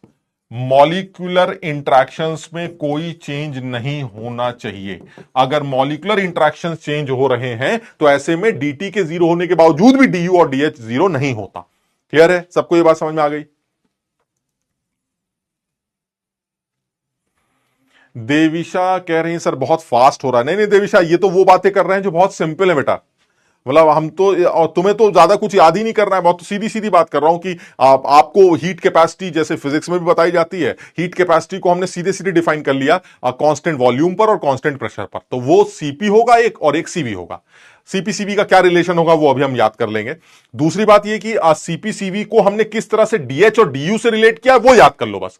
यानी सिर्फ इस बात को याद कर लेंगे, जब कभी भी किसी गैसियस सिस्टम में, आइडियल सिस्टम में चेंज इन इंटरनल एनर्जी निकालना हो तो कोशिश करेंगे एनसीवी डीटी के इंटीग्रेशन से कैलकुलेट कर लें, या चेंज इन इंथैल्पी कैलकुलेट करना हो तो एनसीपी डीटी के इंटीग्रेशन से कैलकुलेट कर लें। बस अभी के लिए इतना याद करना है, इसमें और कुछ दिमाग नहीं लगाना, ठीक है ना? तो ये सिर्फ डेरिवेशन में के लिए ऐसा लग रहा है, अदरवाइज इसमें कहीं कुछ ज्यादा मुश्किल नहीं। ये देखिए जो अभी हमने बात की थी वो मैंने लिख भी रखा है, तो आप चाहें तो इसको नोट कर सकते हैं। पर मोल अगर आप बात करते हैं तो पर मोल जो हीट कैपेसिटी है देख लीजिए CV, that is D by D T constant volume पर, और क्यूपी की वैल्यू डीएच से निकाली जाती है, तो सीपी की value DH by D T, जो अभी हम बात कर रहे थे सेम। ये पर मोल, अगर आप एन मोल्स ले लेंगे तो यही एन से मल्टीप्लाई करके निकाल लिया जाएगा। क्लियर है सबको, समझ में आया? अच्छा अब थोड़ा सा दिमाग लगाते हैं। दिमाग क्या है सर? सीपी और सीवी में बड़ी वैल्यू कौन सी है? अगर मैं किसी आइडियल गैस के सिस्टम की बात करूं तो सीपी और सीवी में बड़ी वैल्यू कौन सी है, इस बारे में अगर सोचा जाए तो ये देखिए बहुत आसान। अगर आप सीपी और सीवी को ध्यान से देखते हैं तो मुझे जो समझ में आ रहा है वो ये कि अगर सिंपल केस बनाया जाए जिसमें ये आपका एक सिस्टम, ठीक, अब आप ये सोचिए इस सिस्टम के ऊपर ये हमने पिस्टन लगा रखा है, ये इसके अंदर gas, suppose this is my ideal gas, this is ideal gas. अब आप ये बताइए अगर मैं ये पूछता हूं कि सीपी को आप कैसे डिफाइन करेंगे, तो आप कैसे डिफाइन करेंगे सीपी को? सर सीपी वो एनर्जी है जो इस सिस्टम के टेम्परेचर को, इस सिस्टम के एक मोल का टेम्परेचर 1 डिग्री बढ़ाने के लिए इस्तेमाल होगी, ठीक है? अच्छा व्हाट इज सीवी? सीवी वो हीट है जो किसी इस सिस्टम के एक मोल का टेम्परेचर 1 डिग्री बढ़ाने के लिए इस्तेमाल होगी एट कांस्टेंट वॉल्यूम। यानी एक चीज क्लियर है कि अगर मैं सीवी डिफाइन करना चाहता हूं और वॉल्यूम को चेंज नहीं करना चाहता हूं, यानी अगर मैं सीवी को डिफाइन करना चाहता हूं तो क्या मतलब हुआ, इतनी हीट आपने दी ताकि इसका सिस्टम सीधे सीधे 1 डिग्री चेंज कर जाए। समझिए बात को, यानी डेल्टा टी की वैल्यू सीधे सीधे 1 निकल आई, तो that is known as CV. क्योंकि आप वॉल्यूम चेंज नहीं कर सकते, वॉल्यूम चेंज नहीं हो सकता इसका मतलब ये पिस्टन ऊपर नहीं उठ सकता। यानी आपके पास एक गैसियस सिस्टम है जिसका वॉल्यूम चेंज कर सकते हैं, बट क्योंकि कांस्टेंट वॉल्यूम प्रोसेस है तो वॉल्यूम हमारा फिक्स हो गया। अब आपने हीट दी, अब बताइए क्या होगा? जो भी आप हीट देंगे क्या कर सकती है ये हीट? सर ये हीट दो काम करने के लिए तैयार होती थी। कौन कौन सी? पहली, इस सिस्टम की इंटरनल एनर्जी चेंज करेगी, दूसरा इस पिस्टन को ऊपर उठाने का काम करेगी, दैट इज एनर्जी कंजर्वेशन। लेकिन सर सिस्टम ऊपर नहीं उठ सकता, पिस्टन ऊपर नहीं उठ सकता, तो ऐसे में आपने जो भी हीट दी उसने सीधे सीधे सिर्फ एक ही काम किया है, सीधे सीधे उसने टेंपरेचर चेंज कर दिया है। बात समझ रहे हो? यानी कहने का मतलब यह हुआ कांस्टेंट वॉल्यूम पर जो भी आपने हीट सप्लाई की वो सिर्फ एक ही काम करती है, वो सीधे टेंपरेचर बढ़ाती है, कोई वर्क नहीं कर सकती। क्यों? क्योंकि वॉल्यूम कांस्टेंट है। यानी एक चीज क्लियर है, since dV is zero, because हम कांस्टेंट वॉल्यूम प्रोसेस की बात कर रहे हैं, तो वर्क डन की जो वैल्यू निकल के आएगी दैट विल बी जीरो। तो जितनी भी हीट सप्लाई की, यानी heat supplied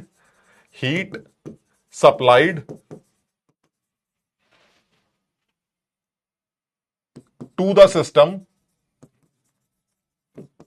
system at constant volume will directly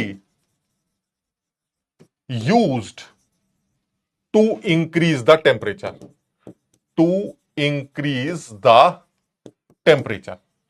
इसका मतलब यह हुआ कि जो भी हीट आपने दी उसने सीधे सीधे इसका टेंपरेचर बढ़ा दिया। कांस्टेंट वॉल्यूम पर जो भी हीट आपने दी, जिसको आप क्या बोलते हैं? सीवी। यानी अगर ये 1 मोल का सिस्टम है, आइडियल गैस अगर मैं 1 मोल ले लूं, तो अगर ये 1 मोल का सिस्टम है और आपने इसको हीट सप्लाई की, पिस्टन नहीं हिल सकता। क्यों? क्योंकि कांस्टेंट वॉल्यूम का प्रोसेस है, तो जो भी हीट आप सप्लाई करेंगे वो सीधे सीधे क्या करेगा? वो सीधे सीधे हीट टेंपरेचर बढ़ाने का काम करेगा। क्लियर है? और उस हीट का कोई यूज नहीं है, यानी जो भी हीट दी जा रही है सीवी कांस्टेंट वॉल्यूम पर, वो सीधे 1 डिग्री टेंपरेचर बढ़ा रही है। दैट मींस हमारे पास कुछ और करने के लिए नहीं है, क्योंकि हमारे पास वर्क डन करने का ऑप्शन ही नहीं। लेकिन सोचो अगर यही सीपी होता तो क्या होता, अगर यही सीपी होता तो फर्क पड़ जाता। यानी अब अगर मैं कहूं कि मेरे पास ये ऑप्शन है कि जो भी आपने हीट सप्लाई की है, इसके अंदर ये गैस है, ये आइडियल गैस ले लेते हैं, आइडियल गैस का 1 मोल ले लेते हैं, दिस इज 1 मोल। अब आप कांस्टेंट वॉल्यूम की बात कर रहे हैं, कांस्टेंट प्रेशर की बात कर रहे हैं। अब अगर आपने कांस्टेंट प्रेशर पर जो भी हीट सप्लाई की, बताइए प्रेशर को कांस्टेंट रखना है, आपने हीट सप्लाई की तो अंदर क्या होगा सर, अंदर का प्रेशर बढ़ने की कोशिश करेंगे क्योंकि टेंपरेचर बढ़ रहा है। अब प्रेशर तो बढ़ाना नहीं है क्योंकि वो तो कांस्टेंट रखना है, तो उस प्रेशर को कम करने के लिए पिस्टन ऊपर उठेगा। मेरी बात समझ रहे हो, यानी कांस्टेंट प्रेशर पर जो भी हीट सप्लाई की जाएगी वो दो काम करेगी, एक एनर्जी स्टोर होगी तो टेंपरेचर भी बढ़ेगा, साथ में उसको वर्क में भी कन्वर्ट होना पड़ेगा। यानी कहने का मतलब यह हुआ कि कांस्टेंट प्रोसेस प्रेशर में जो भी हीट सप्लाई की जाती है, heat supplied at constant pressure is used to perform work and to raise the temperature। जरा समझना बात, यानी कांस्टेंट प्रेशर पर जो भी हीट आप सप्लाई कर रहे हैं वो दो काम कर रही है, एक वर्क डन भी करेगी, जितना भी हिस्सा उसका वर्क डन में आएगा, प्लस हीट टेंपरेचर भी बढ़ाएगी। वहां क्या हो रहा था, वहां सिर्फ टेंपरेचर बढ़ाने के लिए यूज हो रही थी, यहां जो हीट सप्लाई कर रहे हैं वो टेंपरेचर भी बढ़ाएगी और वर्क भी करेगी। अरे तो सर यहां ज्यादा हीट देनी पड़ेगी 1 डिग्री टेंपरेचर रेज करने के लिए। मेरी बात समझो, आपने सीपी को डिफाइन करना है। What is CP? To raise the temperature of this system by 1 degree. What is CV? To raise the temperature of this system by 1 degree. यानी कहने का मतलब यह हुआ कि अगर आप सीपी और सीवी को डिफाइन कर रहे हैं तो सीपी वो हीट है जो आपने कांस्टेंट प्रेशर पर दी, उस सिस्टम का टेंपरेचर 1 डिग्री बढ़ाने के लिए वो ज्यादा देनी पड़ेगी, क्योंकि 1 डिग्री टेंपरेचर बढ़ाने के लिए जो हीट आप देंगे वो दो काम करने की कोशिश कर रही है। यानी जो भी हीट आप सप्लाई कर रहे हैं वो दो काम करने की कोशिश कर रहा है, एक तो वर्क में खर्च हो जाएगा और एक टेंपरेचर चेंज कर देगा। अरे तो ज्यादा दो ना, ताकि टेंपरेचर 1 डिग्री बढ़े। मेरी बात समझ रहे हो? मान लीजिए यहां पर आपने 12 जूल एनर्जी थी, ठीक है, मान लीजिए यहां पर आपने 10 जूल एनर्जी थी, 10 जूल एनर्जी से इस सिस्टम का टेंपरेचर 1 डिग्री बढ़ गया, ठीक। फिर आप यही सिस्टम दोबारा लाए, अब आपने फिर से 10 जूल एनर्जी दी, अब क्या होगा सर, अब गड़बड़ हो जाएगी। 10 में से 2 एनर्जी तो वर्क में खर्च हो जाएगी, बचा 8 जूल, और 8 जूल से इस सिस्टम का टेंपरेचर 1 डिग्री नहीं बढ़ेगा। तो ऐसे में आपको पहले ही सर 12 जूल देनी पड़ेगी, पहले से ही 13 जूल डालनी पड़ेगी, ताकि उसमें से 2-3 जूल का वर्क हो जाए और बची हुई जो हीट हो वो 1 डिग्री टेंपरेचर रेज कर दे। यानी मैं ये बताना चाह रहा हूं कि जो सीपी और सीवी, उसमें बिल्कुल क्लैरिटी है कि जो सीपी होगी वो हीट होगी जो किसी भी सिस्टम का टेंपरेचर 1 डिग्री तो बढ़ाएगी कांस्टेंट प्रेशर पर, और सीवी वो हीट होगी जो किसी भी आइडियल सिस्टम का टेंपरेचर 1 डिग्री तो बढ़ाएगी लेकिन कांस्टेंट वॉल्यूम पर। यानी सीवी वाला तो सीधे सीधे टेंपरेचर बढ़ा देगा और जो सीपी होगा वो दो काम करेगा, तो आपको ज्यादा हीट डालनी पड़ती है, इसलिए सीपी की वैल्यू हमेशा सीवी से ज्यादा आती। लेकिन अब इसमें एक केस ऐसा है जिसमें समझिए बात को, हर बार ऐसा नहीं होता, क्योंकि एक्सपेंशन हर बार हो टेंपरेचर चेंज करने से, हीट सप्लाई करने से, यह जरूरी नहीं है। कुछ केस, एक आध केस ऐसा हो सकता है जिसमें कॉन्ट्रैक्शन हो, जैसे पानी 0 से 4 डिग्री पर पानी का कॉन्ट्रैक्शन होता है। आप मेरी बात समझ रहे हैं? यानी आप इस बात को नोट करेंगे और सब लोग इस बात को ध्यान रखेंगे कि सीपी और सीवी में इसमें कोई शक नहीं है कि द हीट कैपेसिटी, मैं इसको नोट करके लाया हूं, आप इसको भी नोट कर सकते हैं, the heat capacity eight constant pressure CP is generally larger than the constant volume CV. समझिए बात को, इसमें ये जो जनरली वर्ड है ये बहुत इंपॉर्टेंट समझिए, यानी ये जो जनरल वर्ड मैंने डाला है ये इंपॉर्टेंट है, सब लोग इसको ध्यान रखेंगे कि जनरली तो ऐसा ही होता है, कि जैसा अभी मैंने एक्सप्लेन भी किया कि जनरली तो ऐसा ही होता है जैसे आप बता रहे हैं सर, क्योंकि कांस्टेंट वॉल्यूम पर जब ये हरकत करेंगे तो सर सीधे सीधे टेंपरेचर चेंज हो जाएगा, और कांस्टेंट प्रेशर पर जब आप हीट सप्लाई करेंगे तो कुछ हीट टेंपरेचर बढ़ाएगी और कुछ वर्क में खर्च हो जाएगी, तो आपको ज्यादा डालना पड़ेगा ताकि टेंपरेचर 1 डिग्री बढ़े, ठीक। तो सीपी बड़ा होना चाहिए, सीवी जनरली, बट पानी के केस में ऐसा नहीं है। हमने देखा है ये जो जनरल वर्ड यूज किया गया है वो इसलिए यूज किया गया है क्योंकि substance generally expand with increase in the temperature. बिल्कुल सही है, जनरली टेंपरेचर बढ़ाने से सिस्टम एक्सपैंड करता है, but at constant pressure. But एक केस ऐसा है and that is water. Contraction देखने को मिलेगा जब पानी 0 से 4 डिग्री के बीच में होता है। यानी कहने का मतलब यह हुआ, मुझे इस बात का ध्यान देना पड़ेगा और इस बात को याद रखना पड़ेगा, और सब लोग इस बात को ध्यान रखें कि सीपी हमेशा सीवी से बड़ा है, इसमें कोई शक नहीं है। But in case of water, जब वाटर का टेंपरेचर 0 से 4 डिग्री के बीच में होता है तो टेंपरेचर बढ़ाने से कॉन्ट्रैक्शन देखने को मिलता है, जिसकी वजह से उल्टा मामला होता है। क्लियर है? सब लोग को यह समझ में आ गया? नहीं, एक्सेप्शन मत बोलो यार, हमारी फिजिकल केमिस्ट्री में एक्सेप्शन नहीं होते। जो फैक्ट है वो फैक्ट है, इसमें क्या दिमाग लगाना। क्लियर है? सबको समझ में आ गया? यानी सीपीसीवी का जो रिलेशन है वो भी हमें ध्यान रखना पड़ेगा, और साथ ही साथ सीपीसीवी के रिलेशन से हमें सवाल भी देखने को मिलते हैं। अब जैसे मान लीजिए ये सवाल आ गया, ये भी जेईई मेंस का सवाल है। आप देखिए, आप इसमें क्या देखने को मिलेगा, आप देखिए क्या सवाल बना रहा है।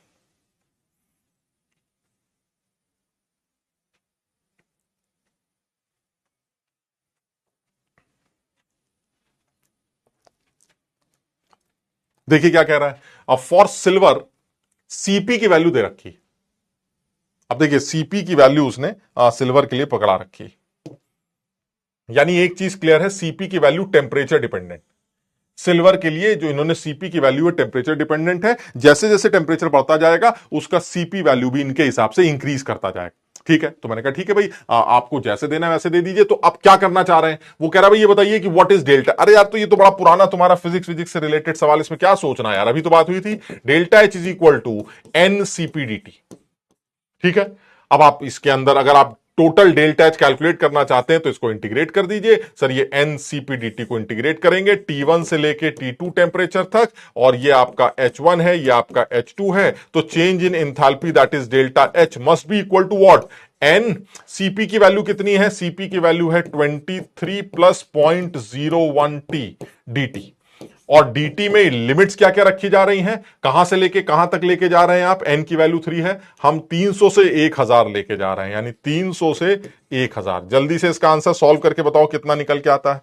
जल्दी से सॉल्व करो, आंसर बताओ कितना निकल के आता है।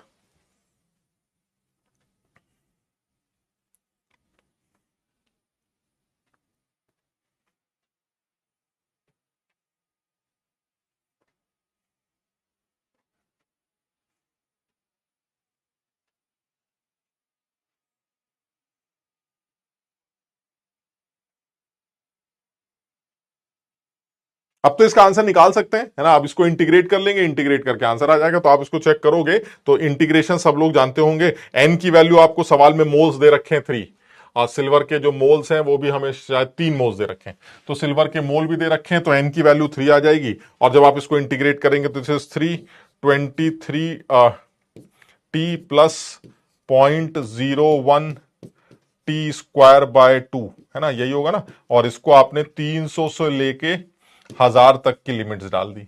जब आप इसको सॉल्व करेंगे तो ये सॉल्व करके 62 किलो जूल निकल के आएगा, और डी ऑप्शन सही आएगा। एक बार सब लोग चेक कर ले, इसका डी ऑप्शन सही निकल के आएगा।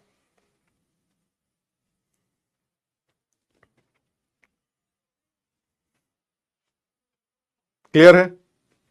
देखो ये बड़ा सीधा सीधा, एक बार इस अब जानबूझ के ये लेक्चर ऐसा है, तुम चाहोगे तो एक बार इसको इसका वीडियो दोबारा देखोगे या पीडीएफ देखोगे तो मैं समझ में आ जाएगा कि एज सच कुछ खास बातें थी नहीं, सीधे सीधे बात थी। सीपीसीवी को डिफाइन किया गया था, थोड़ा सा प्रोसेस को डिफाइन किया गया था, फर्स्ट लॉ ऑफ थर्मोडायनामिक्स की बात कर रहे थे। मेन पोर्शन जो है वो अब शुरू होगा जिसमें आप वर्क डन कैलकुलेशन की बात करेंगे। तो अगर मैं वर्क डन कैलकुलेशन की बात करूं, इनफैक्ट जो एक आध अगर सवाल और हो इसी से रिलेटेड, नहीं एक सवाल आ गया सीपीसीवी का रिलेशन। अब ये भी बड़ा कॉमन सा सवाल है, सारी दुनिया जानती है, कुछ खास नहीं है, और आप डिराइव भी कर सकते हैं। एक चीज क्लियर है sir, generally CP is greater than CV, इसमें सोचने की जरूरत ही नहीं है। अब अगर ऐसा है, और उसका रीजन भी क्लियर है, सीपी कांस्टेंट प्रेशर पर हीट सप्लाइड होती है 1 डिग्री टेंपरेचर बढ़ाने के लिए, और सीवी कांस्टेंट वॉल्यूम पर हीट सप्लाई होती है 1 डिग्री टेंपरेचर बढ़ाने के लिए। अब ऐसे में सर जब कांस्टेंट प्रेशर पर हीट दी जाती है तो कुछ हीट खर्च हो जाती है एक्स्ट्रा वर्क करने में, इसलिए ज्यादा हीट देनी पड़ती है 1 डिग्री टेंपरेचर बढ़ाने के लिए। यहां जो भी हीट आप देंगे सीधे टेंपरेचर बढ़ा देगी, तो यहां कम हीट देनी पड़ती है, यहां ज्यादा हीट देनी पड़ती है। तो सीपीसीवी से बड़ा जनरली, बात खत्म हो गया। अब वो कह रहे हैं सीपीसीवी का रिलेशन क्या है, तो ये रिलेशन भी याद किया जा सकता है। सर बड़ा आसान है, अगर आप जानते हो तो ये याद होगा, एच की वैल्यू ई प्लस पीवी से निकाली जाती। अगर मैं पर मोल बात करूं तो H is equal to E plus R T. Clear है? अगर मैं पूरे एक्सप्रेशन को T के रेस्पेक्ट में डिफरेंशिएट करूं तो it is DH by D T must be equal to DE by D T plus R. अभी तो हमारी बात हुई थी, कितना आसान तरीके से डिराइव कराया आपने। DH बाई डी टी पर मोल CP के बराबर था और DE बाई डी टी हमारा CV के बराबर था। यानी कि कहने का मतलब यह हुआ कि जो CP और CV का रिलेशन है वो क्या है? CP is equal to CV plus R. So that mean CP minus CV is equal to R. यानी अगर एक मोल सिस्टम की बात कर रहे हैं तो CP और CV का रिलेशन R से निकाला जाएगा। अगर मोल्स चेंज करते हैं तो यहां R के आगे उसका मल्टीप्लिकेशन करना पड़ेगा, बिकॉज यहां पर NRT होगा, NRT में यहां NR आएगा और यहां फिर NR भी रखना पड़ेगा फॉर N मोल्स। क्लियर है? यानी CP और CV का जो डिफरेंस है वो R से रिलेट किया जाना चाहिए। क्लियर है? वो पर मोल ले लिया बेटा, अब क्योंकि हम मोलर हीट कैपेसिटीज को डिफाइन कर रहे हैं तो हमने पर मोल ले लिया। अगर आप नंबर ऑफ मोल्स चेंज करेंगे तो यहां आ जाएगा। क्लियर है? बहुत आसानी से डिराइव हो सकता है। और भी तरीके हैं इसके डेरिवेशन के, तो हमने बिल्कुल सीधे तरीके से डिराइव करके दिखाया है, क्योंकि हमने ये बात पहले ही पढ़ ली थी कि CP जो होगा वो actually DH by D T से निकाला जाएगा और CV हमारा DE बाई डी टी से निकाला जाएगा। तो हमने उसी को यूज करके CP CV का रिलेशन निकाल लिया। चलिए अब नेक्स्ट पॉइंट पर आते हैं, और नेक्स्ट पॉइंट जो होगा वो हमारा इंपॉर्टेंट है। फिजिक्स की जो क्लास होगी, मैंने जानबूझ के वो चीज थोड़ी सी यहां पर नहीं रखी है। जो फिजिक्स की तुम्हारी क्लास होगी, उस फिजिक्स क्लास में तुम लोग इनके डेरिवेशंस को भी देख लोगे। ठीक है ना? वो फिजिक्स वाले डिग्री ऑफ फ्रीडम को ध्यान में रखते हुए किसी भी मोनोएटॉमिक गैस का या डायटॉमिक गैस या पॉलीएटॉमिक गैस का डिग्री ऑफ फ्रीडम दिखाकर CP/CV कैलकुलेट कर लेते हैं।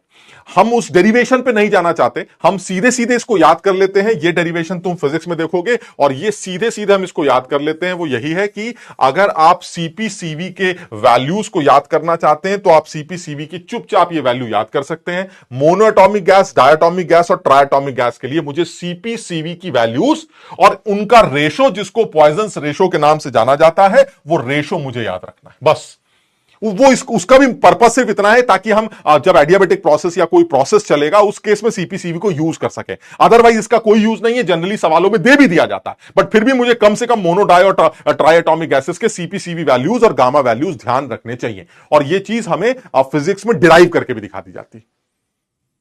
अगर डेरिवेशन नहीं किया है तो भी जरूरत नहीं है हमें डेरिवेशन की, हमें सिर्फ ये वैल्यूज ही पता होनी चाहिए। क्लियर है? ये सब लोग को ये बात समझ में आ गई क्या कह रहा हूं मैं बिल्कुल डिग्री ऑफ फ्रीडम पर नहीं घुसना चाहता, बिकॉज वो काफी हद तक फिजिक्स का रिलेशन है। रोटेशनल कहीं लिया जाता है, कहीं एक्सियल लिया जाता है, कहीं वाइब्रेशनल लिया जाता है। वो सारी चीजें तुम्हें अपने आप देखनी है अगर वो देखनी है तो। अदरवाइज केमिस्ट्री में आपको CP/CV की सिर्फ वैल्यूज और गामा की वैल्यू पता होनी चाहिए। क्लियर? अब इनको यूज करते हैं, जरा इन सारी बातों को अब यूज करते हैं एक एक करके। लो, एक सवाल और आ गया, जल्दी से इसको निपटाओ भाई। When 2 litre of an ideal gas expands isothermally into vacuum.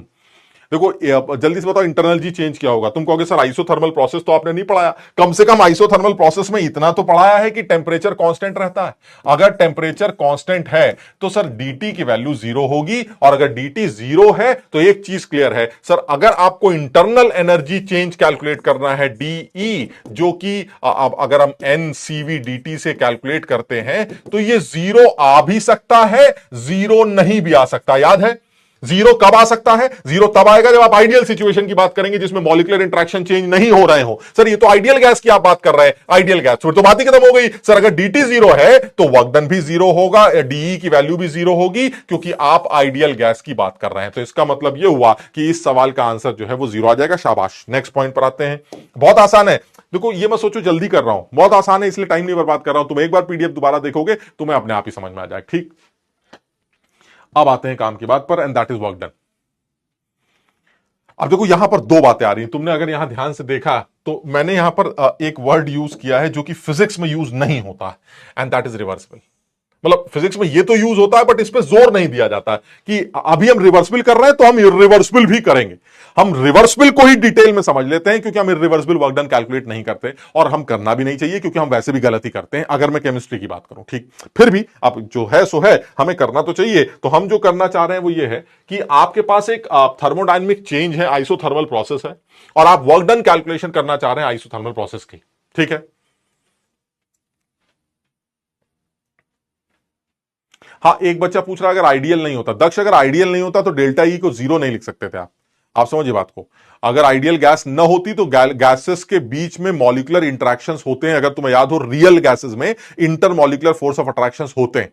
Temperature change करने से या टेंपरेचर अगर चेंज नहीं भी हो रहा है तो ऐसे केस में भी अगर वो सिचुएशन आइडियल नहीं है तो आप dt को जीरो बोलकर किसी भी सूरत में de को जीरो नहीं बोल सकते। तो यानी ये क्लियर है, for ideal gases it is okay कि dt zero so delta E zero and delta zero. But if it is not ideal situation जिसके अंदर intermolecular force of attraction exist कर रहे हैं तो जो भी हीट आप सप्लाई करेंगे, आप समझ रहे हैं, वो टेंपरेचर चेंज भले ही ना करे लेकिन मॉलिक्यूलर इंटरेक्शंस को चेंज कर सकती है, क्योंकि उनमें ऑलरेडी मॉलिक्यूलर इंटरेक्शंस हैं, यानी मॉलिक्यूलर इंटरेक्शंस को बढ़ा भी सकती है घटा भी सकती है। तो ऐसे में फिर डी जीरो नहीं होगा। और यह बात मैं पहले भी बता चुका हूं, जिसका सबसे कॉमन एग्जांपल है बर्फ का पिघलना, पानी का उड़ना। बर्फ पिघलती 0 डिग्री पर है, यानी टेंपरेचर कांस्टेंट होता है, लेकिन क्योंकि बर्फ पिघल रही है तो मॉलिक्यूलर इंटरेक्शंस कम हो रहे हैं, यानी जो भी हीट आप सप्लाई कर रहे हैं वो इंटरनल एनर्जी चेंज कर रही है, भले ही टेंपरेचर चेंज ना हो लेकिन मॉलिक्यूलर इंटरेक्शंस को चेंज कर रही। समझ रहे हो बात को? तो अगर आइडियल वर्ड यूज ना किया गया होता तो आप डी जीरो नहीं लिखते। आप एक बच्चा पूछ रहा है नॉन आइडियल का केस आता भी है। अब बेटा तुम खुद समझो, नहीं आता तो हमारे लिए इंपॉर्टेंट हो गया ना यार। कितना अच्छा स्टेटमेंट आप समझिए, 99% बच्चे गलत लिख के आते हैं या गलत लिख के आएंगे कि dt is equal to zero होगा तो एनसीवी dt जीरो होगा, यानी डीई की वैल्यू और डीएच की वैल्यू जीरो होगी। ये क्लियर, यानी आइसोथर्मल प्रोसेस में डी जीरो होगा, इसमें कोई शक नहीं। आप समझिए कितने सारे बच्चे लिख के आते हैं कि हां बिल्कुल सही कह रहे हैं, अगर प्रोसेस आइसोथर्मल है तो डीई और डीएच दोनों जीरो होंगे। जबकि समझदार आदमी क्या लिख के आता है, अगर आइसोथर्मल प्रोसेस है तो डीई और डीएच तभी जीरो होंगे जब मॉलिक्यूलर इंटरेक्शंस पर कोई असर ना पड़ रहा हो। अगर मॉलिक्यूलर इंटरेक्शंस बदल रहे हैं तो टेंपरेचर भले ही चेंज ना हो लेकिन इंटरनल एनर्जी चेंज और इंथैल्पी चेंज आपको देखने को मिले। क्लियर है?